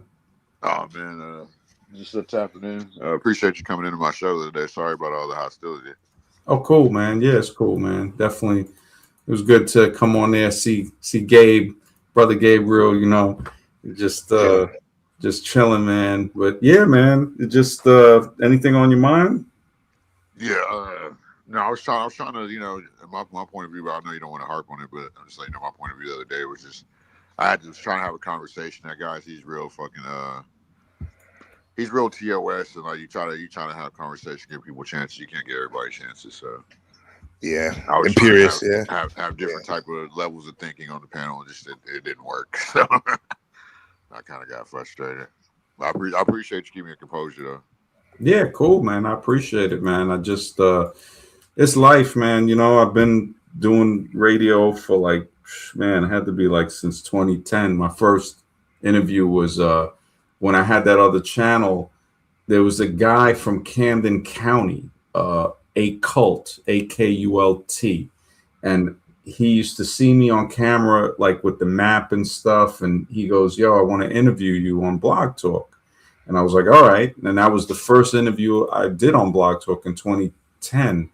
And I didn't know, he was affiliated, I think, was the Moors and the Israelites and stuff. And, we talked for about an hour, maybe hour and a half. And it was cool. He told me, he was like, yeah, Camden County is really, he said, it's rough, man. And, that's New Jersey. Yeah, I think. And so then after that, I just a lot of other people connected with me, and that's when I saw Lennon Honor and his stuff, and just those were the early days, man. I kind of do miss it, You can go back. I mean, time travel, you can always. That's the beauty of it. Man, moment, I would do something new. Yeah, so you bring back the old. So you kind of desensitized to it, type shit. To the what? So you said you kind of just basically desensitized toward the bullshit. Well, yeah, I mean, I kind of just, I guess, part of me says, I know I can't really go back. I mean, maybe we can somehow.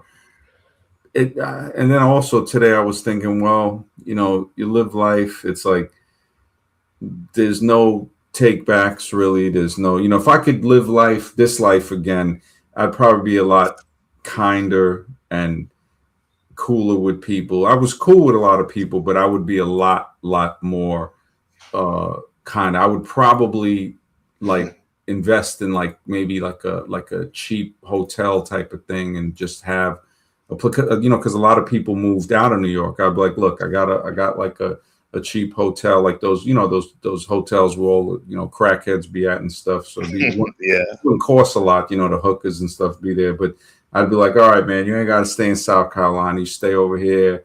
My man Tone could stay there and just keep everybody close. But, it's like I look at it now and I'm just like, yeah, things change and we get older. And it's like, I'm glad that I feel satisfied though. It's like, yeah, sometimes you want to do more stuff, but I said, yeah, man, I did a lot of stuff when I talk to a lot of other people and I say, man, I didn't realize how much stuff I did. And I traveled, I've been to different countries, different states. So I kind of mellowed out a lot. Like, even though I was like a little more, uh, crazy online back in 2020 and stuff, I just mellowed out just to the point where, it's really like, what's the sense of, like I'm trying to figure it out. Like, what's it all about? Like, I know I'm going one day. I don't know when, but uh, that seems pretty important. Like to figure it out, to say what's going to happen. Yeah. Yeah. You seem like you're doing what you just said though in the digital experience. These stream yards are kind of it could be seen as rooms, panels, and stuff. Mm-hmm. Yeah. I mean, it's a stretch, but yeah. Yeah. I really do enjoy it. I mean, sometimes like, I work every day, so that's kind of tough. Hopefully I figure I'll run into something, and things do happen. I met this brother I knew, Alan, again, and it's getting warmer now. I can't believe it. Weed is legal in New York, so people growing weed and stuff like that. And this guy was telling me, this other guy, B, he was saying he grew he grew an 8-foot plant, and I was like, dang, I was like, how much weed you get from that? He said, man, he goes, one of those 8x3 tables. He goes, I had like weed like 2 feet high on that. I was like, shit. I said, so I was like, man, I said, that might be pretty good money there. And it's legal. So it's not, actually, we didn't care when it was illegal. We didn't give a shit, so, but now at least you don't got to worry, and a couple of my friends have become millionaires, but everybody got their own, thing. I can't really, I just look at it as I'm not the type of guy to be like, all right, you got, even though they got money, $1 million ain't really a lot of money, because especially if you got a wife and kids, it's like, no, that's nothing. Yeah, so you still, yeah, it's a good like bank to have, but you got to keep working, Yeah. and just be like, all right, so, I understand they help out here and there, and but yeah, hopefully, with the internet, man, the internet is a gold mine if you could figure out how to do it, because you see these people that aren't really that skilled, but they're making bank. Yeah. Monetize. Yeah, CM, he just started his channel and he's getting like crazy views. I don't know how he does that shit. Wow. What do you think it is, CM? Strong community. I mean, I was just thinking about that. I'm glad you said that. I think it's more so my work ethic. I have a great work ethic, and when it comes to being persistent, maybe that's maybe like some magnetic to some people. Like they can, what's up? That's relatable type shit. So maybe they gravitate towards my work ethic, and just I feel like I'm kind of multi-talented. I would say like when it comes to certain things, like I feel like I'm natural when it comes to doing stuff like radio and like he was saying podcasting, specifically because it's already in my bloodline with my dad being a singer and shit, so an entertainer. So yeah, man. If you keep you stream every day or like every other day? I'm thinking like my schedule's been like pretty much like Thursday through Sunday, fucking overnight, fucking. Thursday through Sunday hours, overnight can turn into Monday, Tuesday, and Wednesday easy. Wow. So it's just Well, he's going like 11 hours. Like, yeah. time. Yeah, that's a lot, man. I mean, hopefully, once What's you his channel about? What's your channel about, Sandy? We just it's about open. I'll say it's more so about open discussions and just having a place to. A lot of places around here you don't really get to have a real discussion. You don't get to hear all the panelists like. You know what I'm saying? Because you have like just a lot of fucking political, like politics involved. Like people be politicking on panels, like. So yeah, I just try to keep it an open discussion. Just I feel like I kind of know how the human brain works. You gotta stay balanced. Just sometimes you gotta learn. Sometimes you gotta laugh. Sometimes you gotta fucking cry. Sometimes you gotta, you know what I'm saying, have drama. Sometimes you gotta. Some people come with a locale. You gotta stay multi-talented. Some people come for the locale, but that too. But we were talking about Saturn the other day too. That I think Mr. SG would have liked that conversation. We were breaking down Saturn and how it's like prevalent in a lot of our culture and like with the and the symbols and all that stuff. Like, Oh yeah, that sounds interesting for sure. Yeah, I'll have to check out your channel definitely. Oh yeah. If you can, subscribe to pull up shit. I love new people. It's CME. Is that the name of the channel? Yeah, CME. I'm putting it in the chat now. Check out. Appreciate it. Yeah. Whenever you want to come by too, MD, fucking that guy won't be there any longer. So. Yeah, no, that's cool. Yeah, I'll definitely come check it.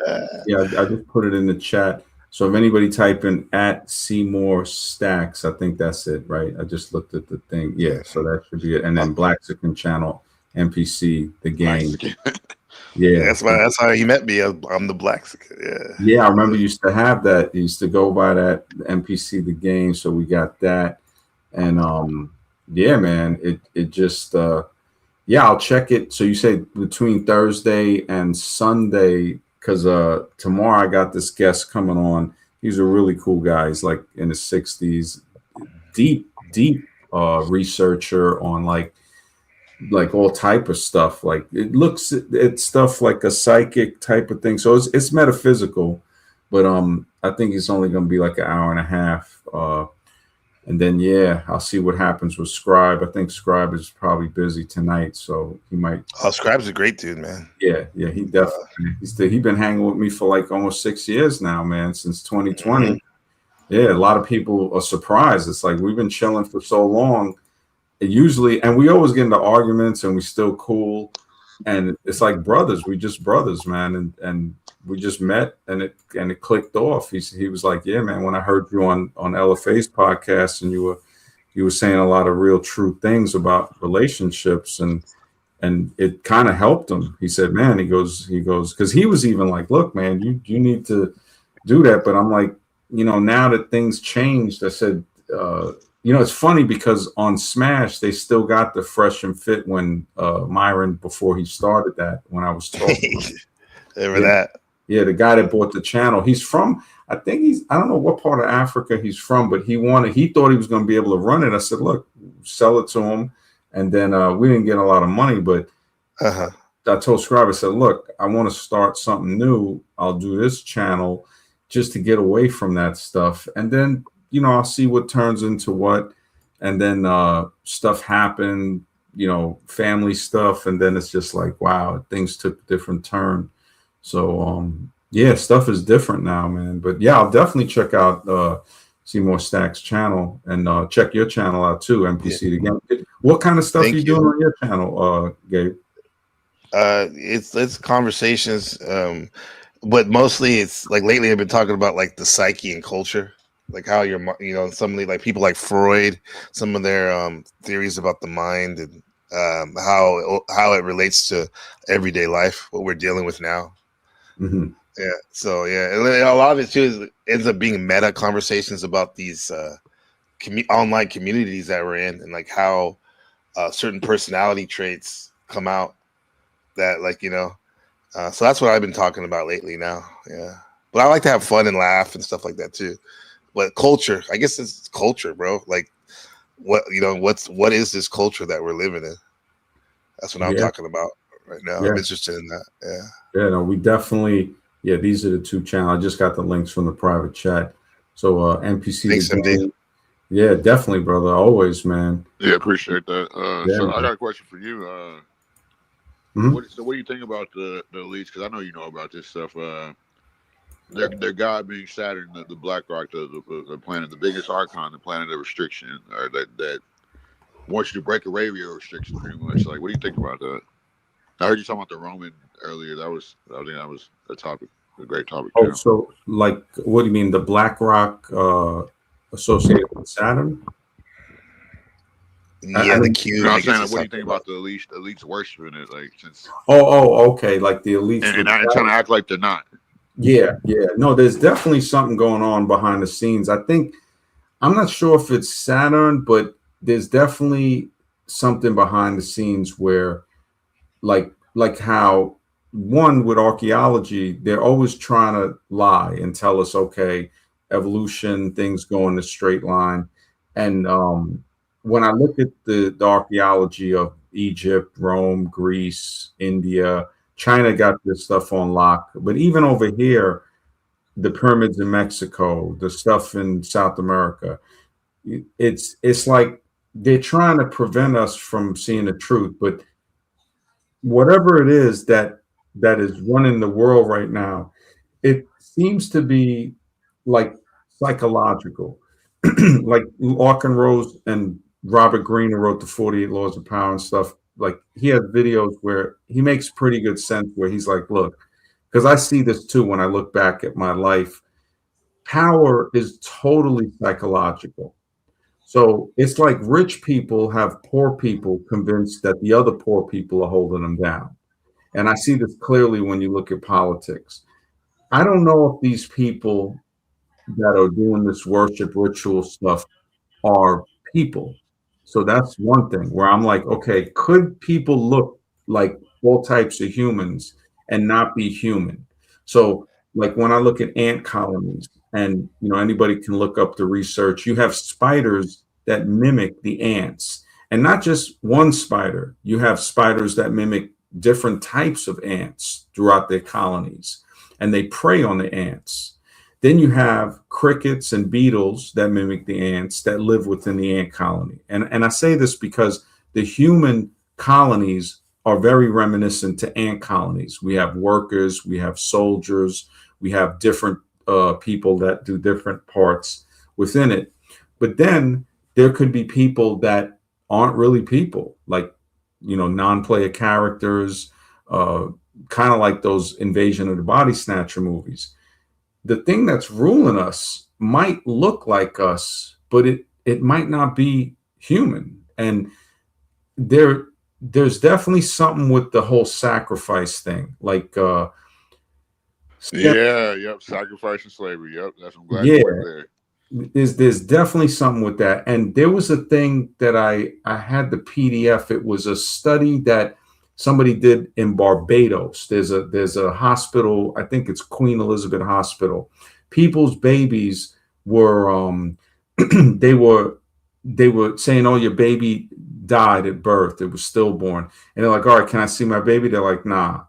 And it happened so much that they started to investigate, and they were taking these babies and they were using their body parts for, like, in my opinion, just to stay within the YouTube guidelines, that and anybody can look this stuff up. The Barbados Queen Elizabeth Hospital stem cell thing, where they were finding them using it for injections for people to rejuvenate their parts of their body, like to basically stay young. When they got caught, they started getting, they said, Ukrainian women to carry babies to like the 8th month and then abort it. So now they're using those, and they're paying them like $200-300. So I mean, you wonder.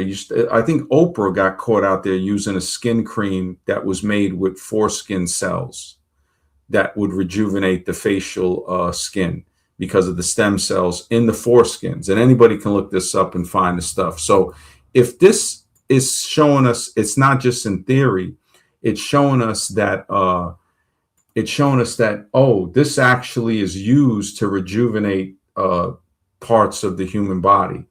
Then the whole thing of the what people say might be a conspiracy or some type of myth of people drinking blood and stuff like that, which contains a large amount of DNA, and especially of the youth or the children, that goes into the possibly like this vampire type of myth to say, this is like some real life horror movie stuff. But people, it's so out there that people will dismiss it, and that's what like the societies are made. It's made to make truth seem almost like, oh, that can't be true. That's too crazy. I've been taught to believe this nice, neat story of lies that was fed to me since I was a kid, and school reinforced that. I mean, like before I started the stream, I saw that guy Ankh, the God killer or something like that, and I guess he's an atheist that supports evolution and stuff like that. And when I see people like that, I think that they're just afraid. They're afraid of the unknown truth, because understanding that we're never going to know the truth fully can scare some people. So they say, all right, they don't believe in anything, and they listen to what the establishment says. And that, so they're not going to believe. But as far as these people doing stuff, worshiping this thing, there's definitely some type of reasoning to that. And I wouldn't think it doesn't exist, because it's like, it's just so, when I look at what's going on, I wonder, it's like, are we the few people that just happen to see through it? Are we even part of the human group? Like what are we? Because we're able to see this stuff. We're able to say, wait a second, man, these people are lying to us. And the majority of people, we can't even talk to them. So it gets really crazy. Shadow Buddha says, do you believe in the lizard people being under the earth? I think there is that famous audio interview with the lizard man Lacerda, who knows if it's real or not. I know Lacerda is actually a constellation in the stars. It's the lizard constellation, actually. But I do think that there has to be subterranean caverns. I mean, we see caves that, go endless, underwater caves as well. And then under the water, the fact that they try to tell us that they mapped out the moon and Mars and stuff, but they have only mapped 5% of the Earth's ocean. It makes me wonder, like, are they trying to tell us, look out there, to distract us from what's going on right here? So Earth, when I look at humans, it seems like we're on a farm, like we're some type of domesticated animal that lives on a farm. But maybe we're all not part of this human colony. The way the crickets and the beetles that look like ants hide within the colony, we could be something like that, to where, okay, all of these people that act like non-player characters might be, might not be, we might not be the same as them. But I don't know if that explains some of it to us. No, you explained it perfect. Like, I agree with you a lot, especially about the ocean. And just like I say this all the time, I feel like the Earth is not. When people are like, "Yeah, flat Earth," I'm like, no, I never said I'm a flat Earth. I said I believe the Earth is. We live in a dome-like terrain, kind of like a football dome, with the endless amounts of water. That's why we do maritime law. Yeah, you know what I'm saying. Liquidated assets, being born, the doc. You know what I'm saying, like doctor. Yep. The birthing. What they say, your water broke. Yep. Yeah, and they birthed the ship out the canal. Yep. And, oh yeah, that part. Yep. Yep. Yeah. No, definitely. Scribe knows a lot about that. I think he's busy tonight, though. I know he's seeing some chick, but he gets deep. Like he goes into, like, when you look at it as, if we're trying to just make ends meet, they say keeping your head above water. So there's a lot of like terminology. He did a stream a while ago, and he was breaking it down, and it really, like when you look at the electricity with the current that goes through electricity, you look at that rivers, the current of a river is like the current from electricity. And then what holds the river back from flooding is the banks.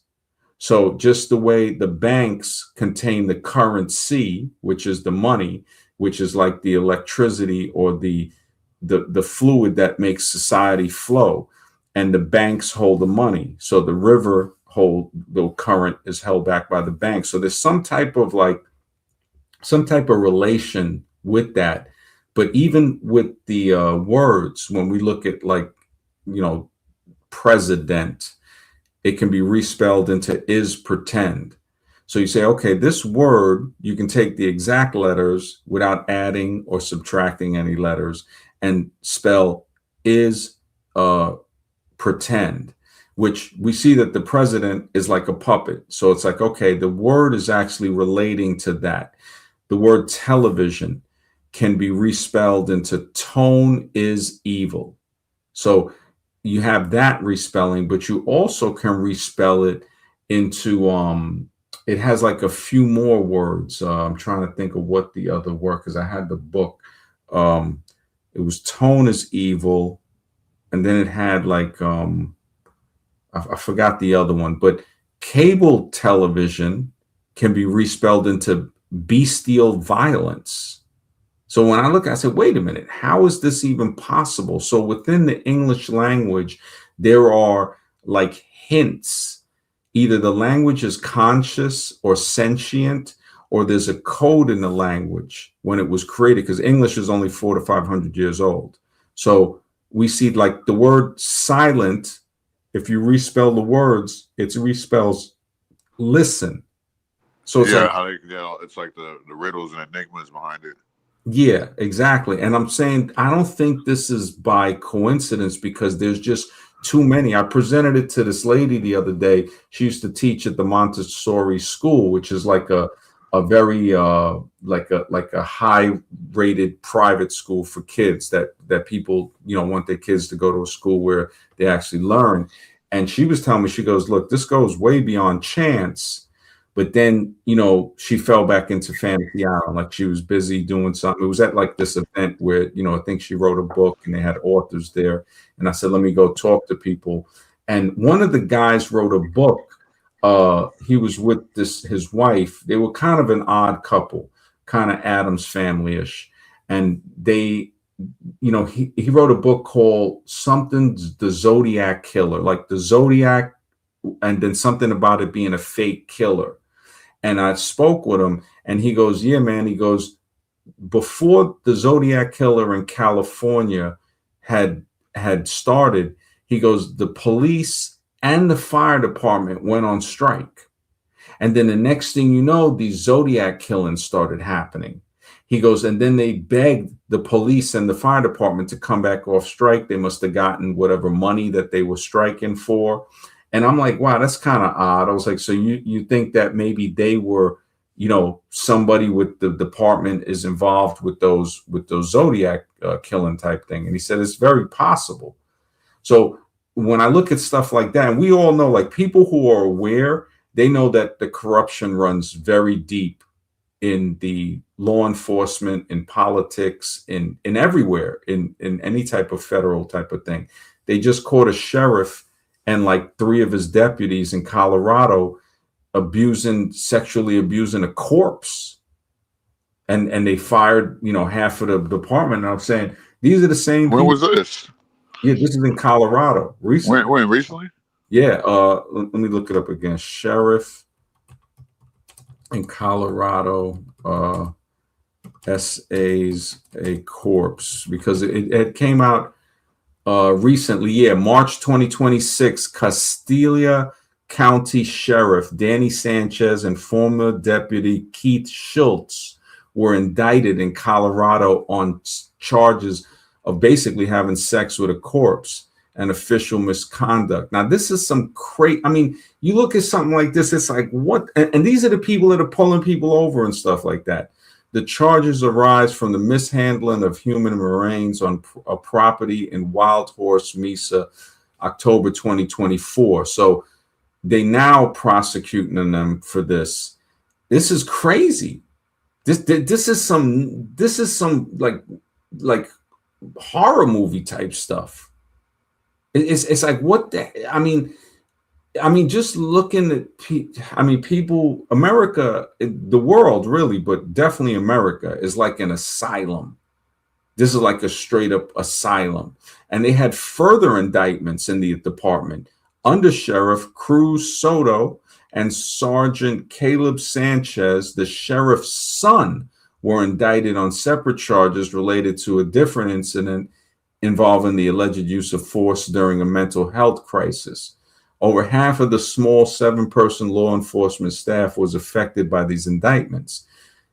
And Danny Sanchez resigned following the indictment. So if they didn't even do time over this, that's crazy. That's insane. So we live basically, it's like an insane asylum because people will forget this. They just had a guy, I think is Jesse Butler. And I wouldn't have known about Jesse Butler had not this big YouTube channel. He made a video about it. And I was like, wow. So Jesse Butler actually had graped 2 16-year-olds. He was 18, and then he tried to strangle them. He was going to get 78 years, right? But then they decide to give him counseling and 150 hours community service with probation until his 19th birthday in 20.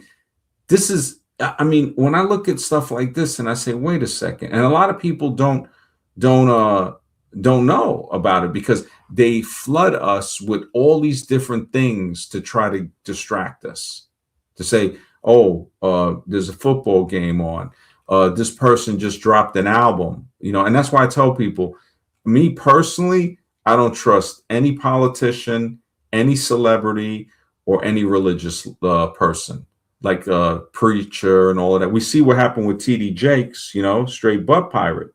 These dudes, who knows what they're doing behind the scenes. None of these religious leaders, none of the politicians, and especially none of the celebrities, because they are bought and paid for, shuck and jive, that they'll sell you out.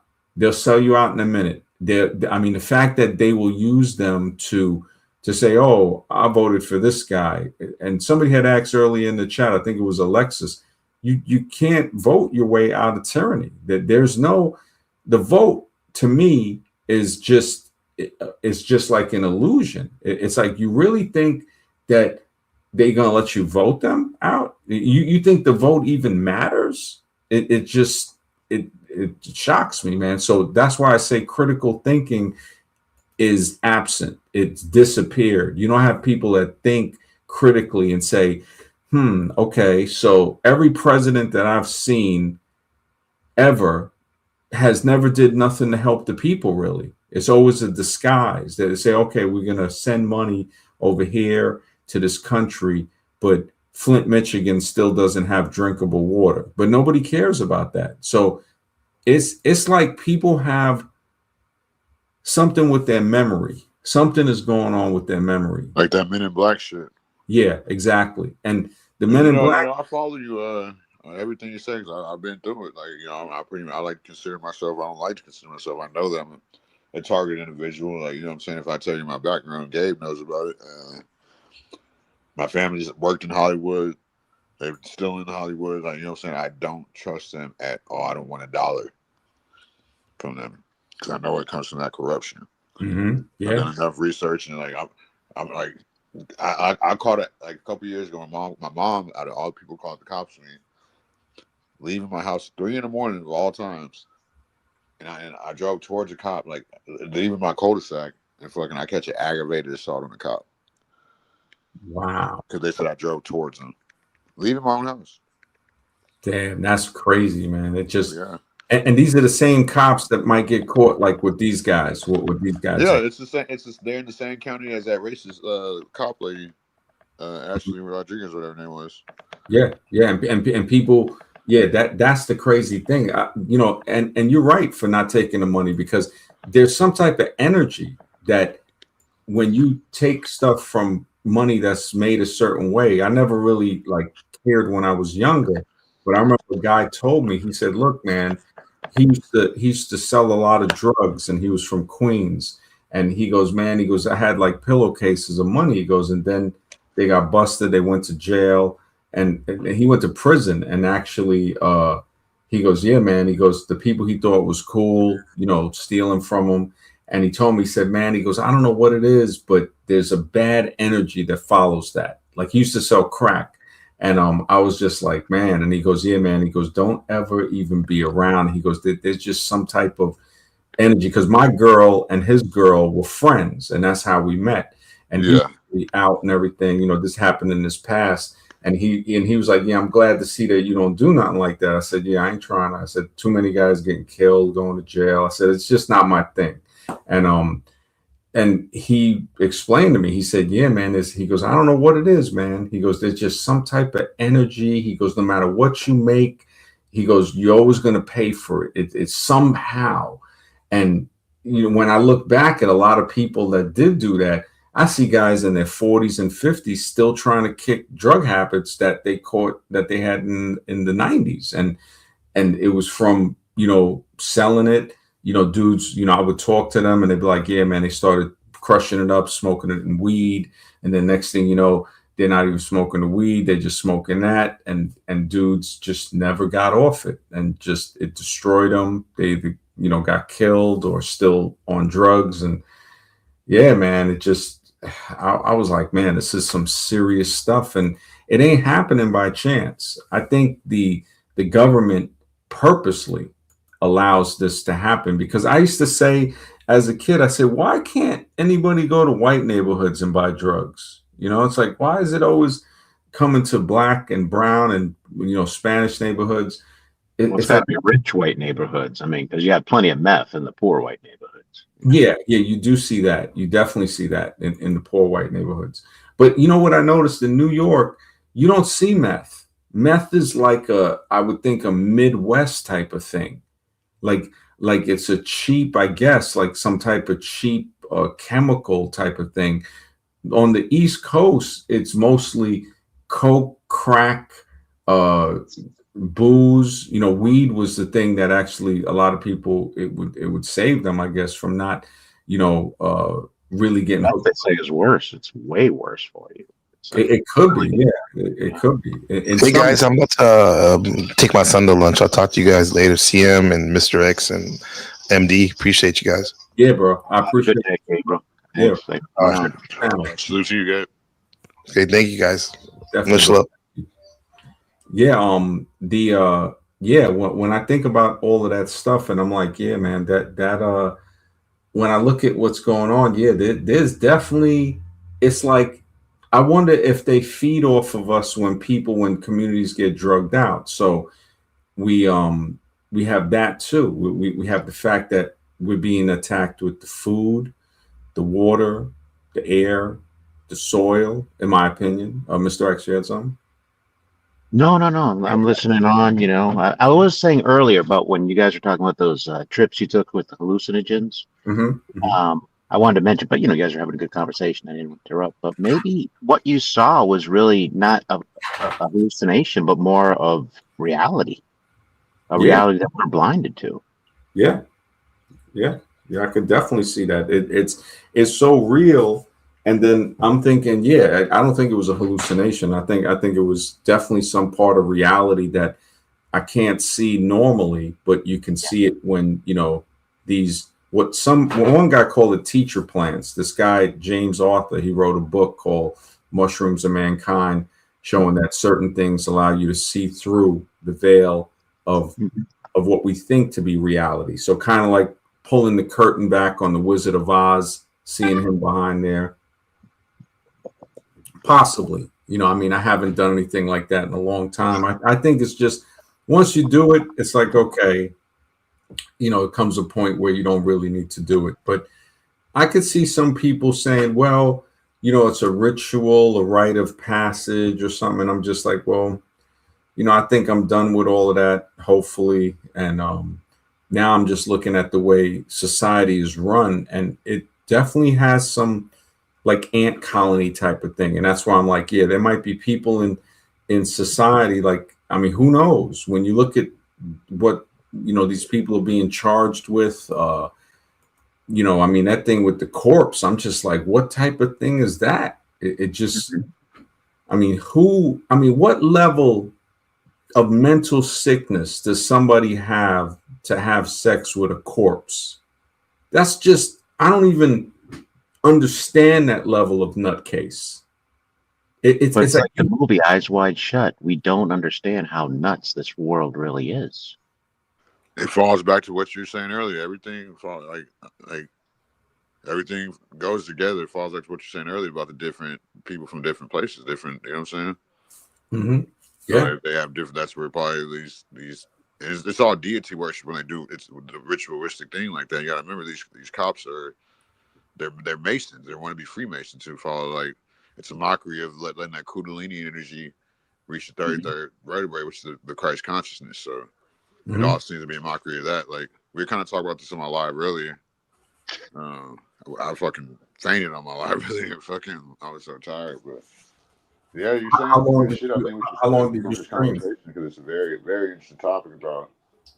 I got my takes too on it, but they're pretty like much similar to yours, like in a different elaboration. But yeah, keep carrying. But I think one thing about the Freemasons, I think the real hidden knowledge is only at the top levels. It's supposed to, but yeah. Yeah, they got the lower guys like working for them, doing. I mean, a lot of like, yeah, you're right. See, it's they're definitely trying to be on the Freemason thing. I mean, on George Washington's tombstone, it says he's a Freemason. So anybody trying to say it's a conspiracy, it's like, nah, it's there. It's Look at the back of definitely our there. dollar bill. It has Freemasonry written all over it. It's the light bearer with the eye. I mean, come on, Mm-hmm. And there's an attachment there. There's a relation there to ancient Egypt. Obviously, there's some hidden knowledge that's going on here. Oh yeah, I mean, we got a pyramid on the back of the dollar bill, so it's like it's basically right there in our face. It's like you see a pyramid, I mean, how much more, right? We got an obelisk in Washington. They call the Washington Monument, but that's an Egyptian obelisk, right? Yeah. So it's like the same, whatever it is. I wonder, like, are they able to bring these so-called people back, like, or whatever they are? Because you see like these things where they show Hollywood stars, but they'll show like old photos from people from like the early 1900s. Yes. And it'll be like, okay, this person looks exactly like this star, Nicolas Cage or Justin Timberlake, or, I mean, Tom Hanks is related to Abe Lincoln. And this is just, we can look this up. He is, he's related on his mother's side, and so is George Clooney. So you got two actors related to Abe Lincoln, and who knows who else. I mean, it's like Colin said, it's a small club, and we're not in it. And yeah, all of these actors. Sean Penn's mother was in acting. We saw what happened with The Wizard of Oz, Judy Garland and her daughter Liza Minnelli. It just and music is definitely a type of drug. Yeah, man. Music can be a drug, and it can also be healing. And like being a drug, and it can be abused. It can clearly be abused. I mean, I see it with some music, those sounds have a way of controlling or from opening up a person. And then the lyrics, who knows what the lyrics are doing. So somebody might listen to the lyrics and just be like, all right, it ain't no big thing. But when you're in a certain mood, that's when it can hit you. They say when you're happy, you listen to the music. When you're sad, you listen to the lyrics. And it was like that Comfortably Numb song or some of these other songs. And, you start to be like, man, this, I think this is a little more than what I thought it was. And then and we think, so we're going to be different. But when you look at somebody who might not have that level of mental protection, like maybe their mind is more susceptible to being programmed. Yes. They will listen to some of this music and they will act out what the music is telling them to do. Exactly. Exactly. It depends on the person's mental state. It'll affect everybody differently. And you experienced that when you took your psychedelics and listened to the Pink Floyd album. I mean, Yeah. So remember I told you my you. dad is I don't know if I told you, but my dad's been on Motown since 1969. Like most of my life, I fucking thought he had like one platinum record, but come to find out, he's a part of 5 of them. So, He's a what? He's a part of what? 5 platinum records. But guess what Oh, his first platinum record, the name of it was? Vibrations. Wow. wow. Vibrations, man. And vibrations have a serious power, man. Vibrations. I think of the Beach Boys song, I'm picking up good vibrations. Yeah, Alexis says, are animals susceptible to music like humans? If we really came from evolution, they should be affected by music too, right? I mean, even, not coming from evolution, I could see them being affected by it because it's like, it's not saying that evolution is true because music would affect them, because it's a sonic vibration. So that sonic vibration, some animals I think might not be as affected, but we see videos of parrots dancing, like bobbing their head and stuff. But I don't know if they're bobbing their head to the music or is it to the vibration. Dogs and cats don't seem to be as susceptible, like how you're saying. So you have a point on a lot of that too. I mean, evolution is like, I mean, it's such a cult that because it gets us what goes in line with evolution. I call it the religion of the state, because these same people that really push it, they believe anything the states say. If they say, get this, this jab, they're like, oh yeah, and they'll defend it. And anybody coming out with research saying, look, I don't think this thing, I think you should think about this first, they're like, nah, man, you're a conspiracy theorist. If you say, well, I don't think these, the vote, it's like the vote doesn't do nothing to change. It's like voting between getting shot or stabbed. If you look at like Hillary Clinton versus Donald Trump, and somebody, oh, well, it's like, so basically it's like voting between getting shot or stabbed. There is no, you're not winning that. And then with the last one, I mean, it's just embarrassing. When you look and you see something like that sitting up in the so-called seat of what appears to be the most powerful seat, and he's just a buffoon. I mean, this is like Archie Bunker's stupid brother. And there is something behind him telling him what to do. That seems to be clear. But the whole cabinet, Vance, Pete Hesgeth, all of them, and they throw each other under the bus. I mean, these are like animals. Like he threw Pam Bondi, who's supposed to be the attorney general, under the bus. It's so crooked. It makes the sheriff incident in Colorado look normal. But MD, isn't it kind of brilliant in a way if his point was to be a divisive president, meaning to split the population into two halves against each other? Because it seems like it's working out perfectly. Mm-hmm. If that was the plan, the plan was to separate Americans into two different groups. No, it's not even that. It's the fact that it's like MD keeps saying he's controlled. It's not his plan. It's fucking somebody else's. Oh, I agree 100%, but it seems to be working out to perfection. I wouldn't say it is. Yeah. It's actually not. Yeah.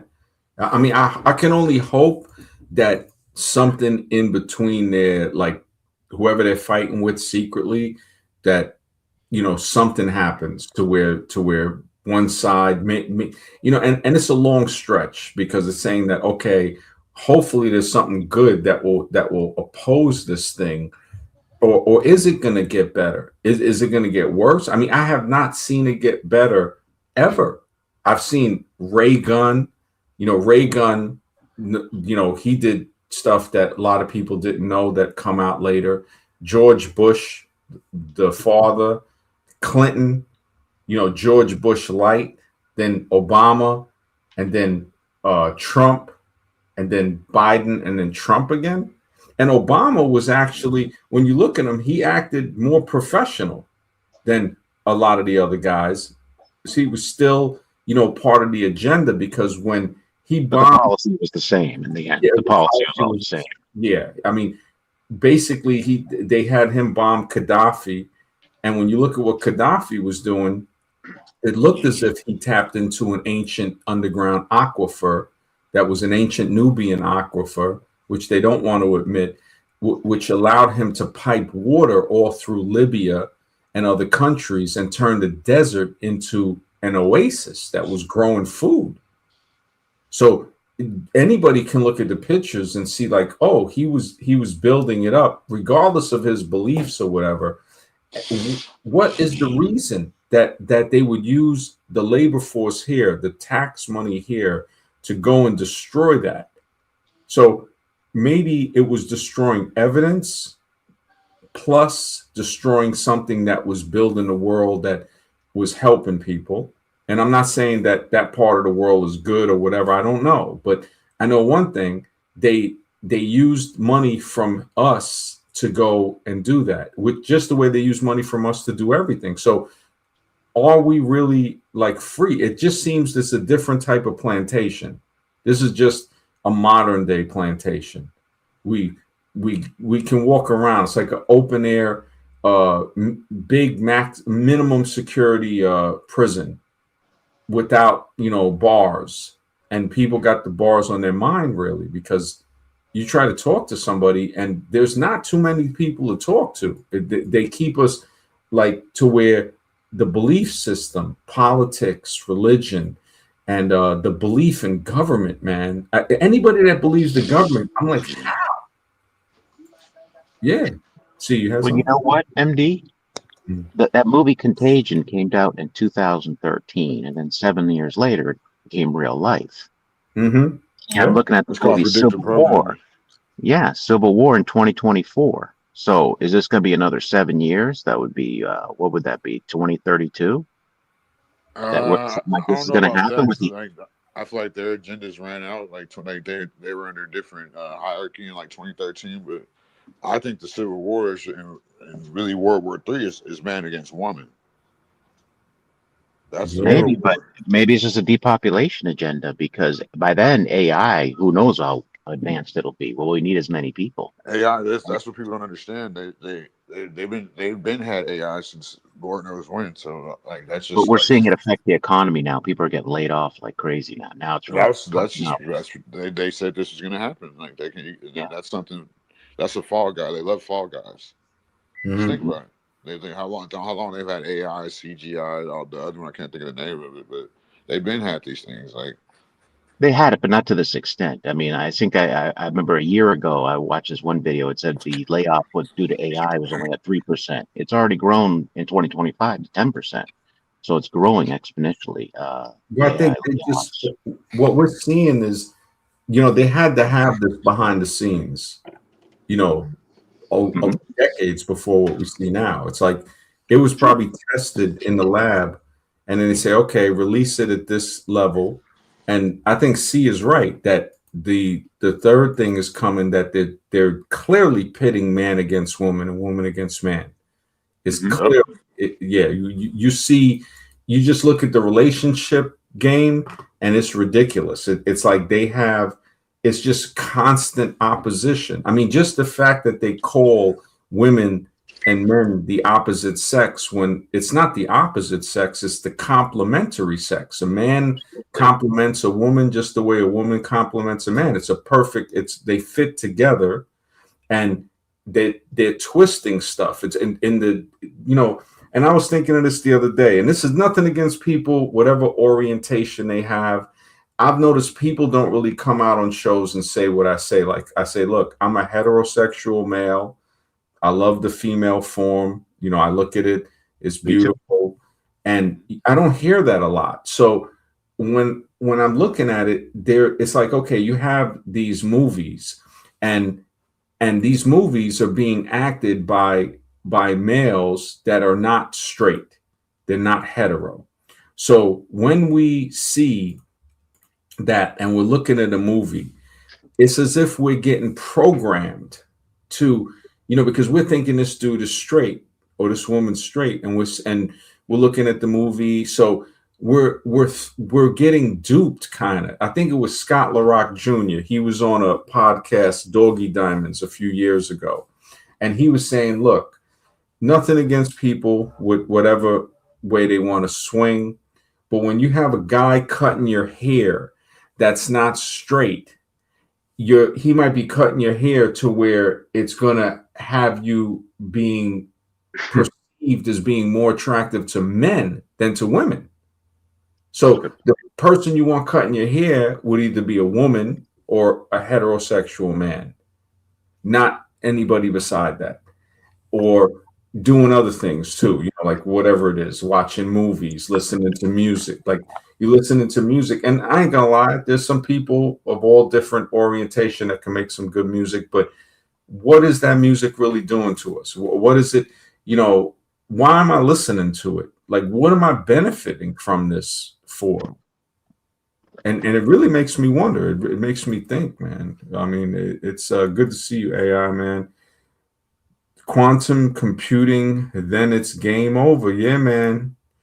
Once they start sticking that in, nobody's passcodes will be safe. They are trying so hard to just turn it. I think they were calling it homosapien.com.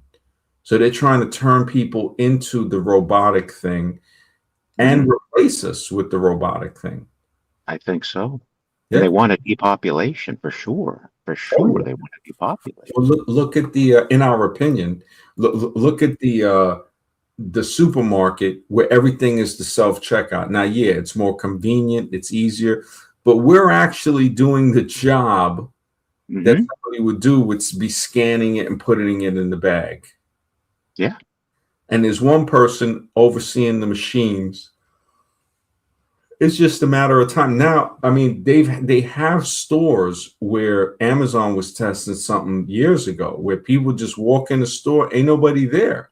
Yeah, you just walk right out. Yeah, you pick up what you want. Everything is on camera, and they charge it to your card or something like that. They know who you are. They got your stuff. Soon, people won't even go into the store. And they do it now. They order it online. It gets delivered. Yep. So now we turn it into what? We like what? How do people really make money? To like, how do the youth people? I used to work in a supermarket when I was 14. So I look at it now and I'm saying, wait a second, what are the kids how are they gonna make money? I mean, I don't see much 14-year-olds really working anyway. I mean, I wanted to make money because I was poor, but I look at it like, man, what the heck is going on? And you remember all the cashiers at the supermarket, lines of cashiers. Yeah. Remember? Bad boys. It was packed with workers. Yeah. And now, I mean, just the fact that Walmart workers have to apply for food assistance makes you wonder. It's like, if you work in a 40-hour work week, you shouldn't even have to work a 40-hour work week. But if you are, how is it that a person cannot afford a place to live, food, and transportation, much less medical emergency care? That's like, I don't even know if slavery is the right word, because it's such a torturous existence to say, and then you got this guy building a ballroom so they can sit there and eat. I'm wondering when people are going to bust out the guillotine and start just doing the French Revolution type of thing. No, not as long as they're ball chasing. Chasing and actor worshiping and music worshiping. They're not going to do any guillotine. Yeah, exactly. Yeah, they're more happy to look at the game. They're more happy to bet on something, listen to some music, and watch a movie with somebody acting in it that they don't even know how it's programmed. And myself, I mean, I'll watch a movie now and then. I'll, sometimes listen to a song, and I realize, like, wow, I'm falling back into it, but I snap out of it. And that Men in Black thing is real, like we talked about with the lights that they use to diminish the short-term memory in mice, the blue LED lights. So they flash it. This one, forgets how to run through the maze. Who knows? what that could be doing to us. So yeah, man. But yeah, it's getting a little late. Let me see. Alexa says, but MD, did the French Revolution ever happen, or is it just a story to further zombify us? Good point. That's a good point. That's a really good point, man. I thank you for keeping me based in reality, man. Now that you say that, I don't think it did happen, brother. The French Revolution might not have happened. Yeah, man. You got a good point with that. And with that, man, I got to wish everybody a good night, man. I got to thank C. Check out his channel where I have it here. This is, see more stacks. Please. Yeah, I'll go live right now. I don't know. Oh, okay. So yeah, if you're going live right now, so people can hop over there and definitely check out MPC the Game, my brother Gabriel. So yeah, if you're going, I appreciate you, man. We definitely got to continue the discussions like these, man. Man. Yeah, I definitely. I've been up since early, man. I'm gonna sleep out. But if you're live tomorrow early or something, if you're going late, I'll check it out and I'll hop on, bro. I appreciate it. I appreciate y'all. Nice meeting you too, Mr. Thank you. Yeah, I'm gonna check out your channel for sure. Right. Thanks. Sure. Thank you. All right, man. Take care.